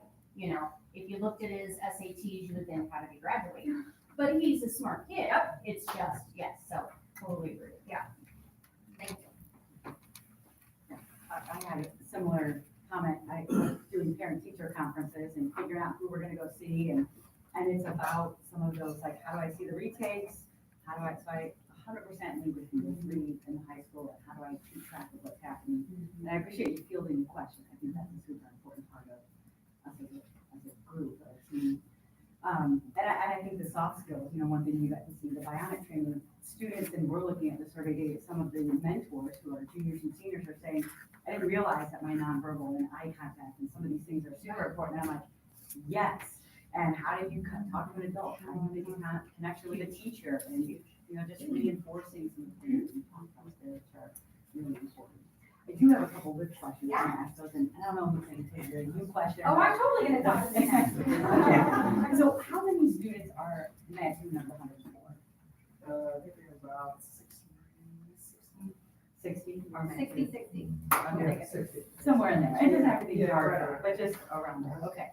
And then do we, I had no idea this question. Do we accommodate special ed Yes. students there? And then how do we physically do that? Like, do we have a special ed teacher there? How do we make those accommodations? We don't have a special ed teacher. We don't have a there. special ed teacher, so when school districts sending students, they give us a copy of their IEP or medical plans and then invite us to sit in on the IEP meetings when that's necessary. In most cases with this, in all cases with students with Title IV IEPs that we have right now, that wasn't necessary. They give us the accommodations and ways to accommodate that. And there's some really good success stories coming. Well, and I think that's a way for us to meet all students, right? Absolutely. And that's part of the, one of the commitment statements. Equitable access. And then how many total teachers do we have? 7 facilitators would be your, how, what you would think of as your teachers. So we have 7, 1 for each program. One. Yes.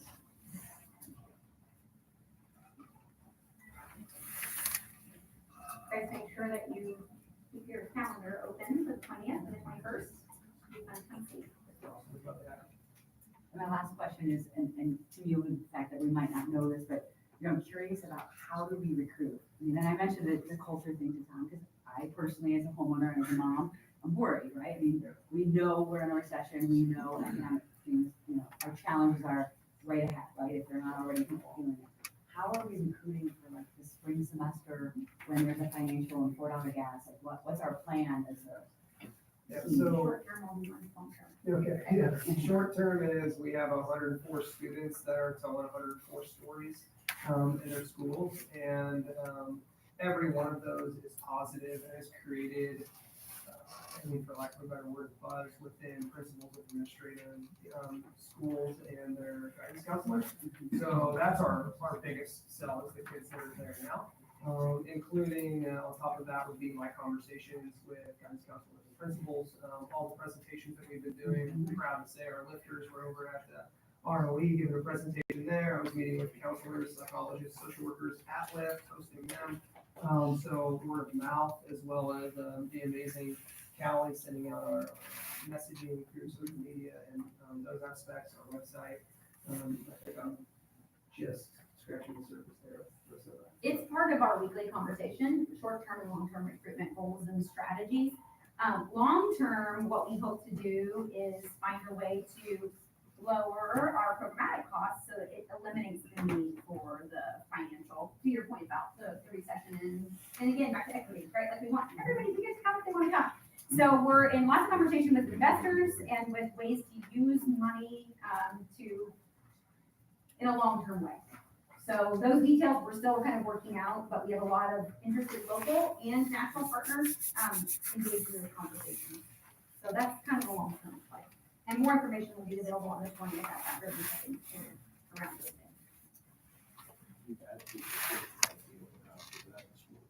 I think I saw that on. Yeah, we've been presenting everywhere, and there's lots of, I mean, yeah, there's individuals coming and visiting us and going back to their home schools and their marketing as well. It's good article if you go out there, as an example, that are there in that region. So there'll be a waiting list really. We've also been invited to speak at several conferences about the concept, which just garners more media and more attention. There's nothing. Oh, we were at we had a meeting today at Lakeland, and Lakeland is also a huge advocate. So Dr. Bullock just talked about what are some ways we can assist and kind of maximize resources across the region. So a lot of engaged partners and those kinds of things will, I think, talk to. How many students can the facility accommodate? So 420, but that's not all at once. So we have 3 sessions. They're 2-hour sessions right now. We're talking about ways we can even kind of get creative around our schedule, but right now we can have 20 students per program per time slot. So those are 420. Can I ask you a question about your presentation? Yeah. I'm a visual learner and I really like we're at this number, we want to get to this number and the reach goals. I didn't see those physical numbers in the academic for Riddle, Williams, or middle school. Is that available or is that just? Yes, we do have that available. I think most of our academic data at the elementary is built on the, not yet publicly released IAR numbers. So, so this describes what they're doing and the actual numbers they have, their instructional coaches have, but as we said, don't use it in public meetings yet. So, but yes, it is available. And this might be a question for you, Tim, operating costs for the lift. Is that this fall you'll have some of those numbers for us? Yeah, I think when you and I spoke, you asked if we could have an update on that, and I shared with you that we would look at the first fiscal quarter. So that's what Tom and Ryan will be working on once those bills start to roll in. And obviously, those utility bills, we haven't received those, which the first fiscal quarter is in September. So we'll have an update once we have additional information. And I think this question came up earlier, but a part of that intergovernmental agreement, I think it's been probably, it'll be a year in December, which the board has presented that some of those trigger timelines where we have to report what's the operation cost for a student to attend list with tuition has to be shared with those districts by December 15th. So this is kind of timely in obviously determining what those operational costs would be per student as they sit currently versus what we would project the tuition costs and share with those districts in December. So will we get to talk about that in November? Yeah. Okay. And I like, what Tom, when you gave your report, like, here's the information about the levy, and then we have a month, right? So like, and so I think that's helpful too, here's the numbers, here's what the operation cost is, and then in December, here we're gonna now discuss with districts what the cost is gonna be, so we go out with this information. Thank you. Thank you for all the answers. Yeah, and yeah, thank you my for pleasure. It's great all stuff. you do. There's a lot of amazing things happening. So. I know, it's already going. So health curriculum updates. So I'm gonna give an update for the board about our progress, with our sex education curriculum review and, our overall, the national sex education standards are a piece of the health and sex education curriculum process that's going on now. So, as someone said, our job is to carry out the wishes of the board. And so in April of 2022, the board gave our team the direction to move forward in exploration of adaptation of the national sex education standards and health curriculum. So essentially, that was in April, and the vote was to support local control of our health and sex ed curriculum. That's what this board said. We want to maintain control of what's being taught. So use local processes and procedures to modify the NSES. So that's what we're doing. So basically what that allows us to do is use our existing processes. We have processes in the district to review and select appropriate standards. And then from there, we review and select appropriate materials. And we do that really in all subject areas. By statute, the reason the board was able to do this is because the statute says that schools may choose and adapt the age and developmentally appropriate, medically accurate, complete, culturally appropriate, inclusive, and trauma-informed comprehensive personal health and safety and comprehensive sexual health education curriculum that meets the specific needs of their community. So that was the task we were charged with from the board. And so after that, we got to work, and I'm going to share with you what's been done so far.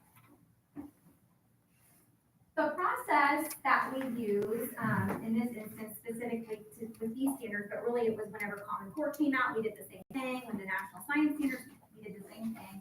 The board gives us direction, and then we form some type of an advisory committee. Some committees have more interest than others, and we pull together a group of stakeholders to talk about what the local needs and norms of our community are and what we want to do. From there, that committee meets and we look at research, we look at content, we look at the standards, we look at what other places are doing, and we talk to our teachers about existing practices, and we survey people if it's relevant. And then from there, that committee does all that work, which is, it's one bullet, but that usually takes, that's usually a year-long process. We have a 5-year rotation on our curriculum, and each one gets like a year, because English people, we love English, and math people, they love their math. And you saw our ag teachers last month, they love ag, right? Like, we all love our things, and so it takes time, they dig in deeply. And so they make recommendations then to a secondary committee, and that's the curriculum coordinating committee. That's been a standing committee since I think the early nineties. Put in place in the district just so that we have a governing structure that's kind of between teachers and the board, so that the board, once you get the recommendation, you know it's kind of gone through those appropriate channels and filters. That CCC, I shortened it because it was being good. So CCC is the curriculum coordinating committee. They review the recommendations from either the teachers or the committee, whomever. They listen, they look at the report, they ask questions. Most of the time, it's, thank you so much, this is really exciting. In some instances, it's like, hang on, that doesn't really make sense. Can you go back and do some more work on this? So sometimes there's some back and forth there. When the CCC feels like they're ready to make a recommendation, they either recommend revisions back to the team, or they say, you know what, we recommend approval and let's send this to the board and let them talk about it. So it goes from advisory team, they talk about it, they send it to CCC, they talk about it, then it comes to you all at the board level. Then the board has the opportunity to review those recommendations and say, this is so exciting. Nice little ag, as an example. This is so exciting. Yes, let's do it. Or, you know what? There are a few things here we'd like CCC to take back and think about. And that's happened before too. So there's this kind of ebb and flow from an advisory to a CCC board, and the board ultimately takes action. You are the body that decides. So you either recommend revisions or you approve whatever the CCC presents to you. And again, I want to emphasize, this is every subject area. We do this for every subject area. We have a STEM meeting, STEAM meeting next week. We're kind of doing the same work with STEAM. So specific to the NSES in our health curriculum, this is what's done so far. Actually, it kind of goes back. So in August, so we met in April, and then in June, I gave principals a heads up, hey, we're getting ready to form this committee. Need you guys to put some feelers out and give me recommendations of parents, we need this number of teachers, and whoever else in your building, right? So we did that June. August 1st, we sent out a nomination form, like you've been recommended, would you have an interest? We also had some people reach out, so we gave them that information too and said, hey, this is gonna be the scope. So that was early August. Then we had our first meeting, August 23rd. And at that meeting, we had a lot of people. So we did introductions, we set some norms for our work together, just so that we knew how we would best be able to make recommendations, what each of us needed to do our best thinking. And there was a lot of great discussion about time to think and resources and the safety of asking questions and feeling like they could be open about how they felt about different things. And it was a really great meeting.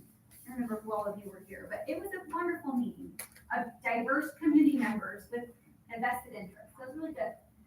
At that meeting, we also went over that process I just described and said, this is kind of what your job is. Your job is to learn and then make a recommendation. There was some fear, like, are we gonna be the ones that are like implementing this? It's like, no, you are just reporting what your feelings, your friends and family members and your neighborhoods and what you feel as it relates to this, right? So it's like, okay, we can do that. If you want to be on the CCC, some people do. Then September 19th, we had our second meeting. At that meeting, we reviewed current practices. So what's happening right now? Because unless you have a kid in school, right? You don't know unless you've lived it. Most likely. I mean, you can look at our website for our curriculum, but you really know when they're bringing stuff home where it's like, oh, I got the opt-out letter. What are they going to be talking? I want to know what you're going to be talking about. So we, as a whole team, made sure we sought first to understand what are those practices. And our teachers did an amazing job going through every level. This is what we teach. These are the resources we teach. Rebecca said these are the slides that we're using whenever I was in high school, if I remember correctly. So we talked about all that. Okay, and then we said, you guys, one of the norms was we need time to think. So take this with you this month, and as questions come up, give us feedback, things you want to talk about at our next meeting. So that's kind of where we are. That's what we've done so far. We've had those 2 meetings.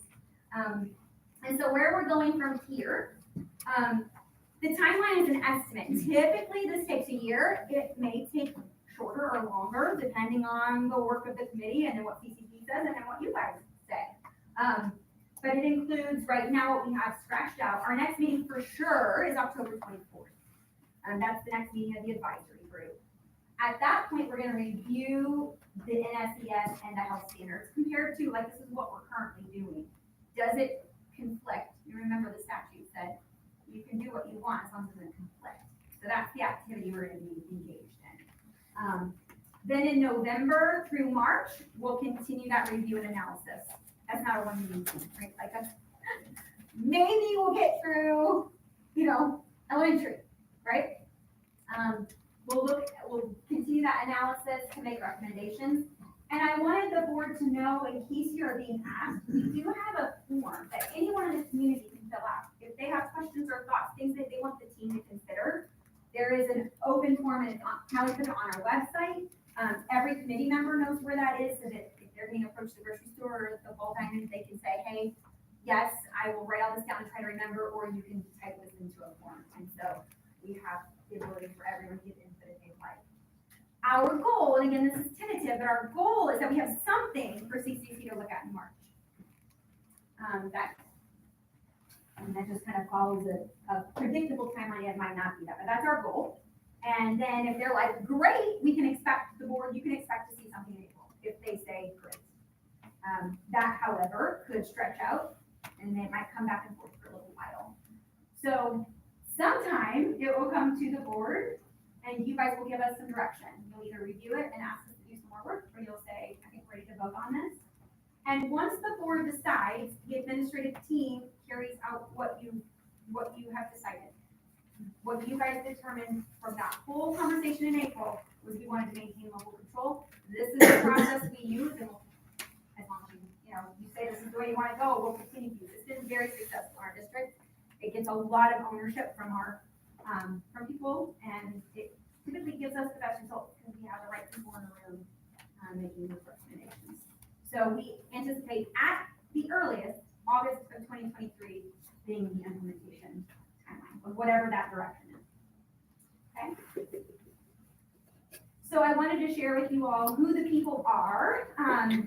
We have parents and teachers and administrators from every level.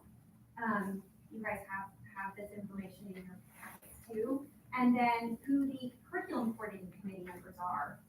I find such comfort in this because it's about, I think 45 to 50 people who will all have an opportunity to weigh in on these important recommendations before you all even have to. So, I appreciate the work of the people who are willing to do this, and these are the people we work with, shop with, go to church with, see at the park, right? So these are people from our community willing to do this work on a topic that not everybody really wanted to. So those are the people who will see it before you guys do. Those are all the slides that I have, but I'm happy to take any questions. I've got one, if you don't care. Yeah. When you Can I say- ask if the board has questions first, sir, and then I'll address your Okay. comment? Does the board have any questions they wish to ask? You see none, I'm sorry, go ahead, sir. You're fine.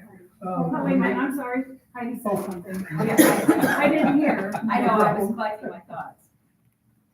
Just to be transparent, I think the reason this has been on my mind and then on the agenda and the request is a couple reasons. When I look at the report card data that is on the Illinois State Board report card, and I try to ask, and I know you were gonna answer my question last month, so sorry about that, but we're down 400 students, okay? So part of what I see as my job as a school board member is to look at how do we retain students in the district. When we think about reasons why people pull their kid out of district or curriculum issues that they're concerned about. And this is a hot topic. This is something that is being talked about all over. The more transparent we can be as a board and as a committee, the better it is. So I'm sitting there like, wow, how do I get an August update and a September update? Like, as a board member, I would like that. I don't know how to request that. Again, I don't know how to ask, but like, how do I get subcommittee reports? I look at the subcommittees we're all on. I don't get subcommittees. And like, that's different for me on different boards. And I don't know if that's just been how it's always been, if I can ask for that. But I would like to say, here's what we did. We met in August. Here's the committee members. Here's what our goal is. Like, that is super helpful. But I also wonder, how do I get in the know before 2 months go by? that's one piece. I don't know who answers that, I don't know who to ask that I don't to. know if it's, I mean, I need to point at you, Ashley, but I don't know, Tim, if you want to answer that, but Ashley is the board member who's on that committee. We do have minutes from every one of the meetings, so I don't know. You know what I mean? Well, and I was just gonna say, we really haven't delved into anything yet to even really have anything to report. You know, that's gonna be coming up whenever we start going over what we currently do and what this standards, you know, the new standards are, and whenever we see if they align and you know, ditch the one that we don't want, and, you know, that kind of thing. So at this point, I just don't feel like there's been a lot to even report. So once we get the nuts and bolts of things, I think we can definitely, you know, I think there'll be more in the meeting minutes for us to be able to report. So I think like somebody asked me, I put in my name, you know, the committee started. I have no idea. Like, did the committee form? Did we select all the parents we were selecting? So I think just the fact that the committee was formed, that's good information for you. Number two, we actually met in August. Oh, and we met in September. That's information that I would like. That to me is board business that we're doing. It's a committee as a result of decisions that we made, along with these other committees. Like, I don't know, how do we get, like, can that be part of your monthly communication to us, Tim? That, I mean, I've asked for weekly communication because I think a month is a long time to wait to get information. Third, we have how many buildings with so many things? Like, I get one communication a month. That's not enough. And as the board, I think you guys voted that you didn't want more than once a month. I would like weekly. I know Largo and Charleston District, for example, every week. EIU, their board of trustees, get an email every week on Fridays to say, here's what we did as a school. These are the things that as the board, we're overseeing this. This is important information. So I need more information. I don't know if I send that every week. I shared with you multiple times, including the 4 emails that you sent today, asking for additional information the day of the board meeting, and I gladly shared that information with you. I am happy to answer these questions at any point throughout, and I'm happy to provide any of this. This is not, and I guess I just like to share that we're trying to be as transparent, and this is a case in point, exactly the part of this process. And it came out, it's public in our board minutes. I mean, as you know, we post our board minutes.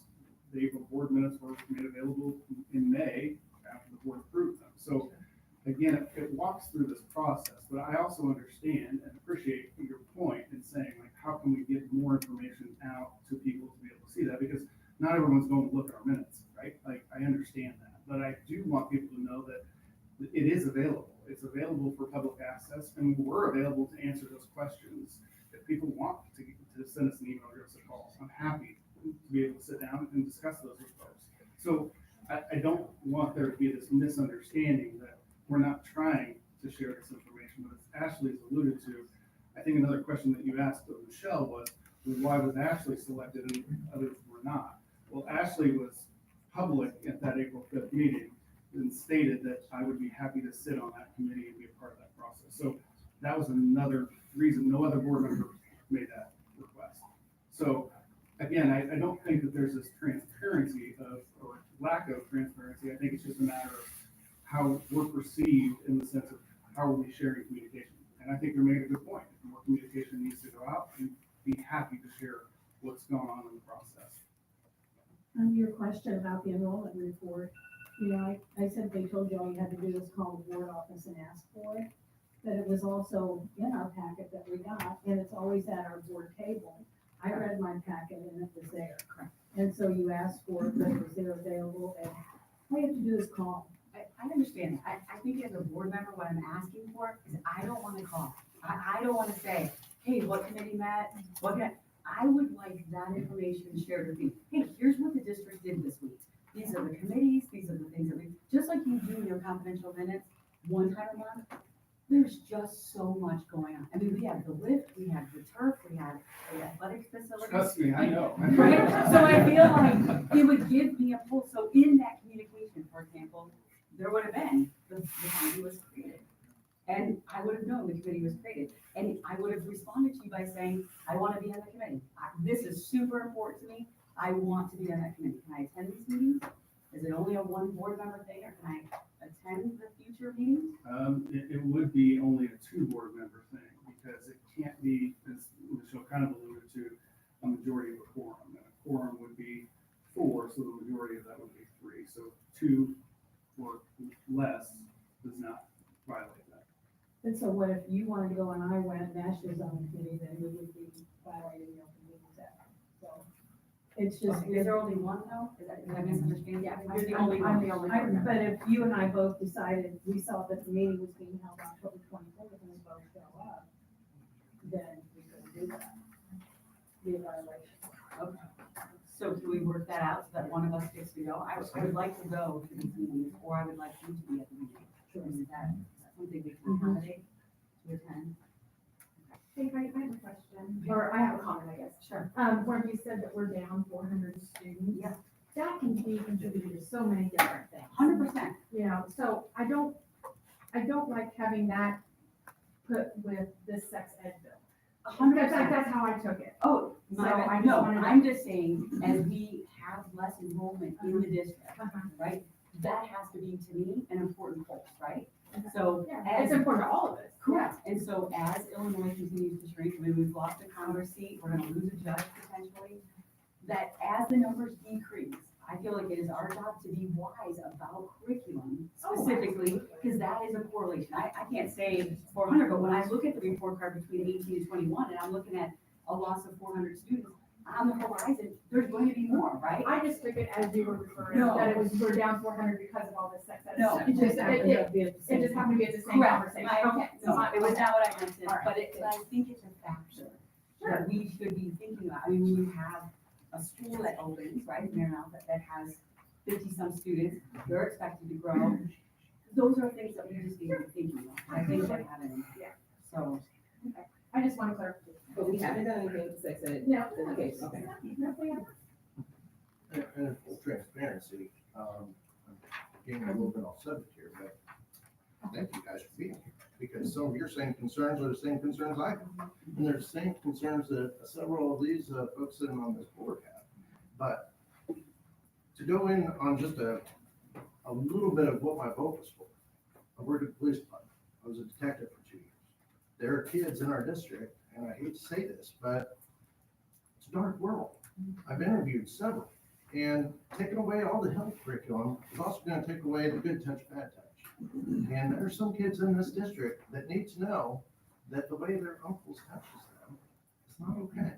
And so I personally, as a parent, as somebody in a low class, that works in a low income area, I want those kids that are the most vulnerable to know what that's like, so they can go to their teachers and say, hey, that's not right. In class, they told me to talk to Mr. McLean Schaefer or Principal Schaefer, whoever. So if we took away it all, they don't get the most vulnerable are some of the ones that suffer. And I know the parents in this room, their kids aren't gonna suffer like that. But there are some that are. So that's all I wanted to say. Sir, I didn't. You fed right into my question, I appreciate it. When it comes to the guidelines that the committees are basing that off of, how much deviance do you have from the state issued curriculum that you're allowed to make those decisions off of? Are you set, okay, you have to talk about this, I'm gonna spend a week on it, I'm gonna spend a whole semester on it, or I can totally remove that topic from the curriculum altogether? Great question. So the statute says what we do can't conflict.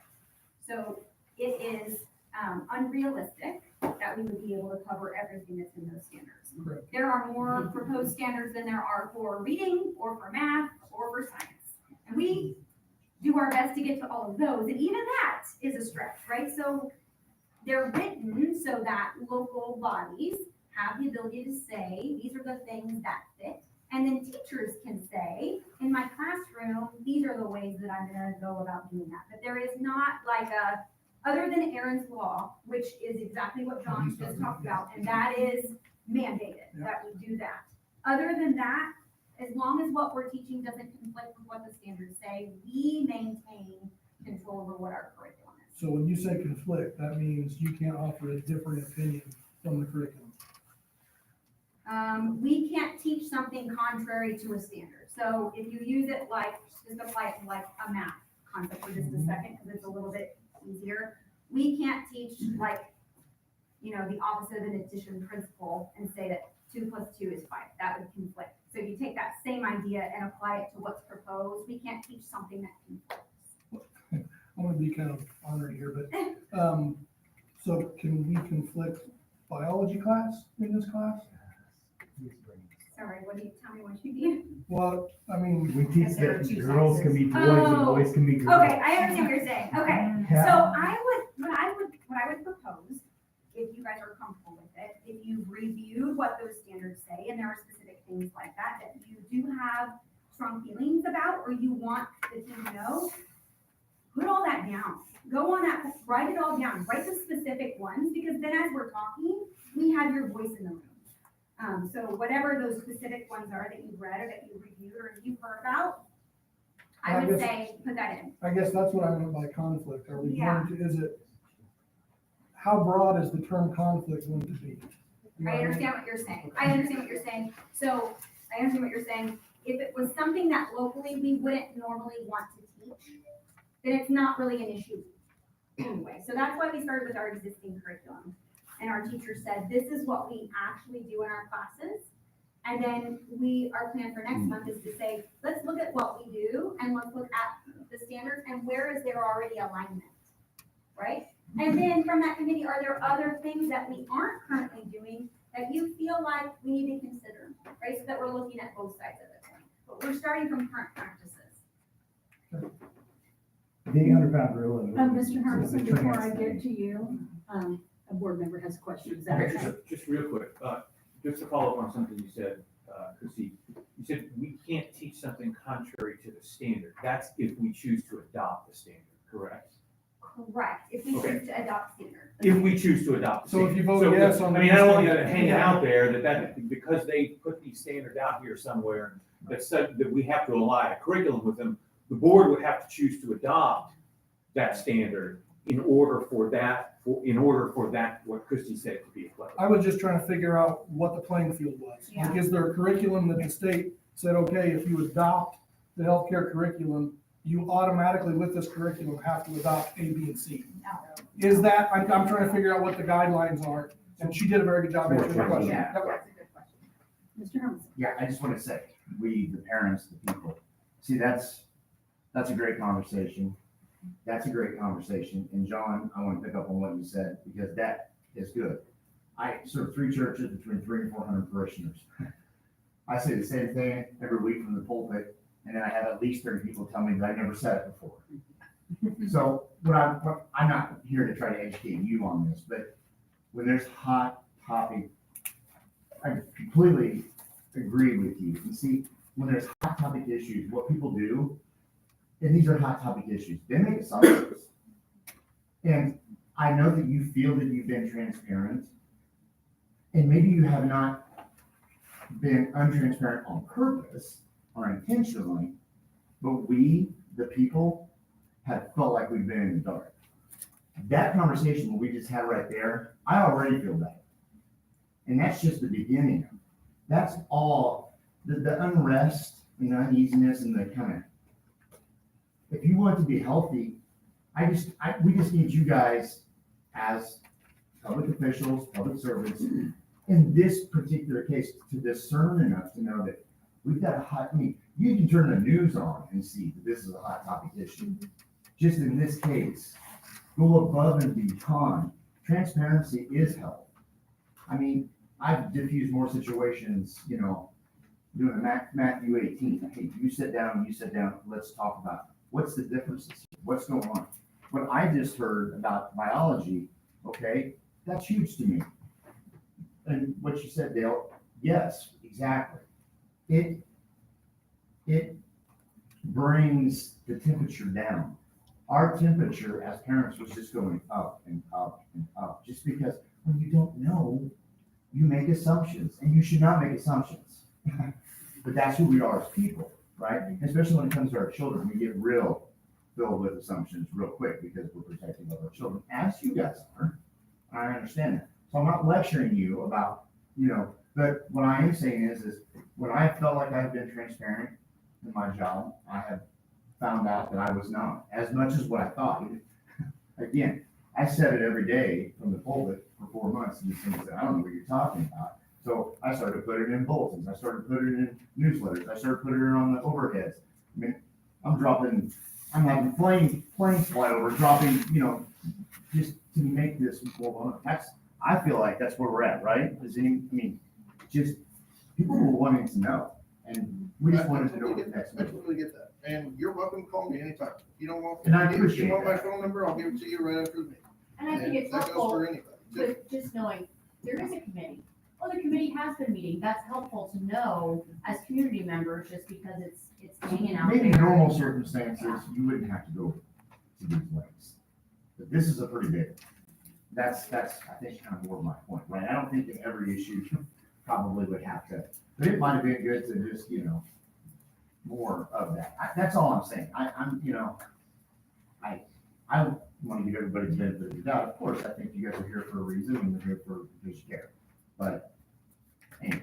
And I would too, Mr. Holmes, would be glad to give my phone number to anybody. I was on the opposite end of all my fellow board members on that vote, but I would be happy to share my number at any point in time. So just for the record, actually, I think it's not a necessity, it's something that has to be done, but if someone from the public wants to speak with you, that will be. 100,000%. You've seen me at a gas station, you wanna talk about? Well, I won't do that at gas station.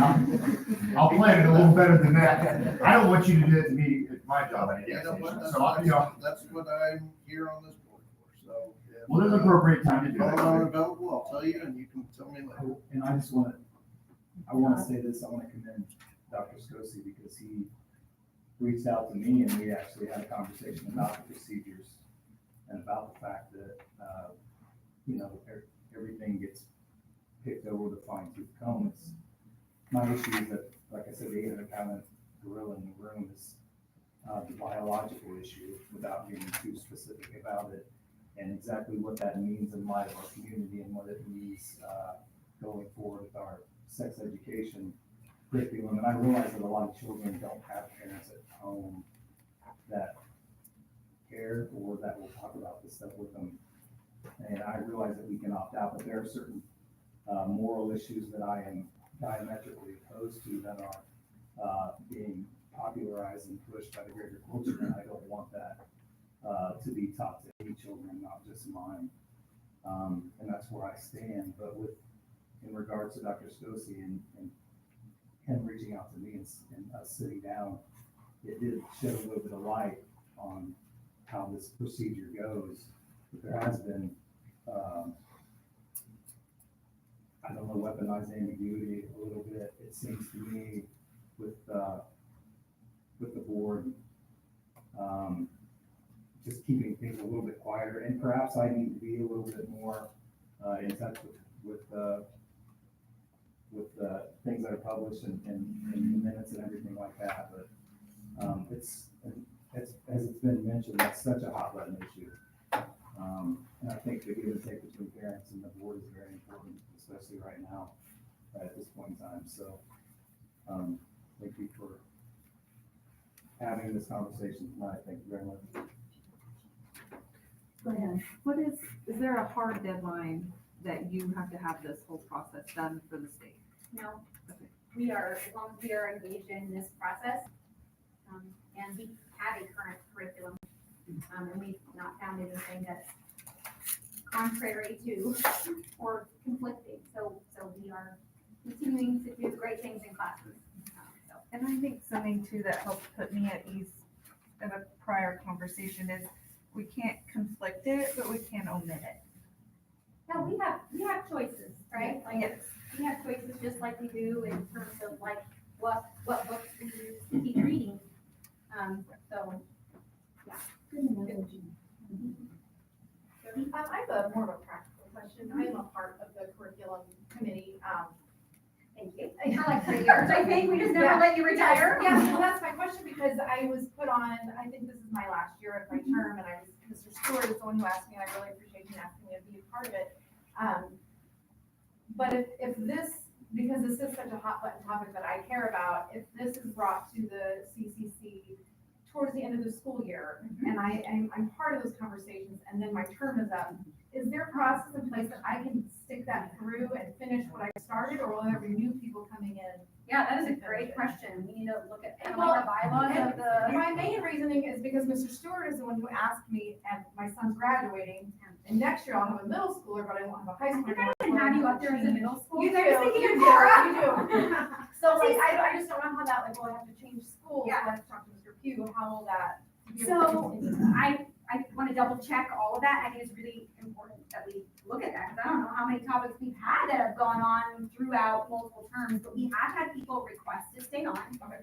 We also allow people to come. We're not typically all spectators for the curriculum meetings, but you know, we let somebody who's a great super fun. It's a great person, yeah. So, people can come to do that. And then we've had a lot of parents reach out to principals recently and just say, I want to be more involved, and so we filled some seats. So I should be able to still continue and finish. I think we can probably find a way, yeah, yep, might be an arm wrestling something, I don't know.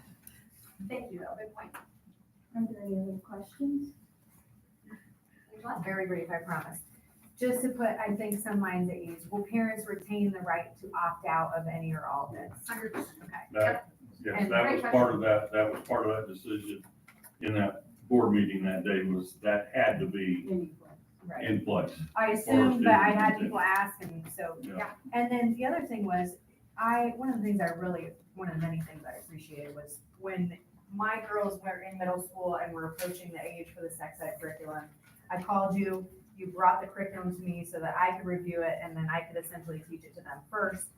And I'm a big fan of the curriculum that's in place already. Is there any chance that we would be able to retain that, or is that? Yeah, so that's actually this coming month's meeting, is to see like, what are we saying, and how does that match up with what we're already doing? Sure. So that's not automatically out. No. In fact, I think, I don't want to speak for all of our teachers, but like you were there, I mean, our middle school teachers specifically love the program that we use and feel like they get great results with it. So, yeah, so, thank you.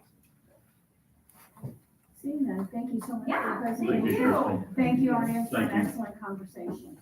I did not- Do you have anything for, No. Item 7, reports and recommendation of the superintendent. Yes, and mine's pretty brief, in recognition of our principals, our assistant principals, and our deans. So October is considered Principals Month, and just want to publicly acknowledge, although all of them will tell you that they would humbly pass that along to their staff, and to their students and to their families, that it takes a lot of work to lead a school building. As many of you know, you see them at after-school events, in the evenings, their vehicles there, far beyond their contracted hours. So just want to share on behalf of the board, just our recognition of their work and appreciate them being here in that school district. Thank you.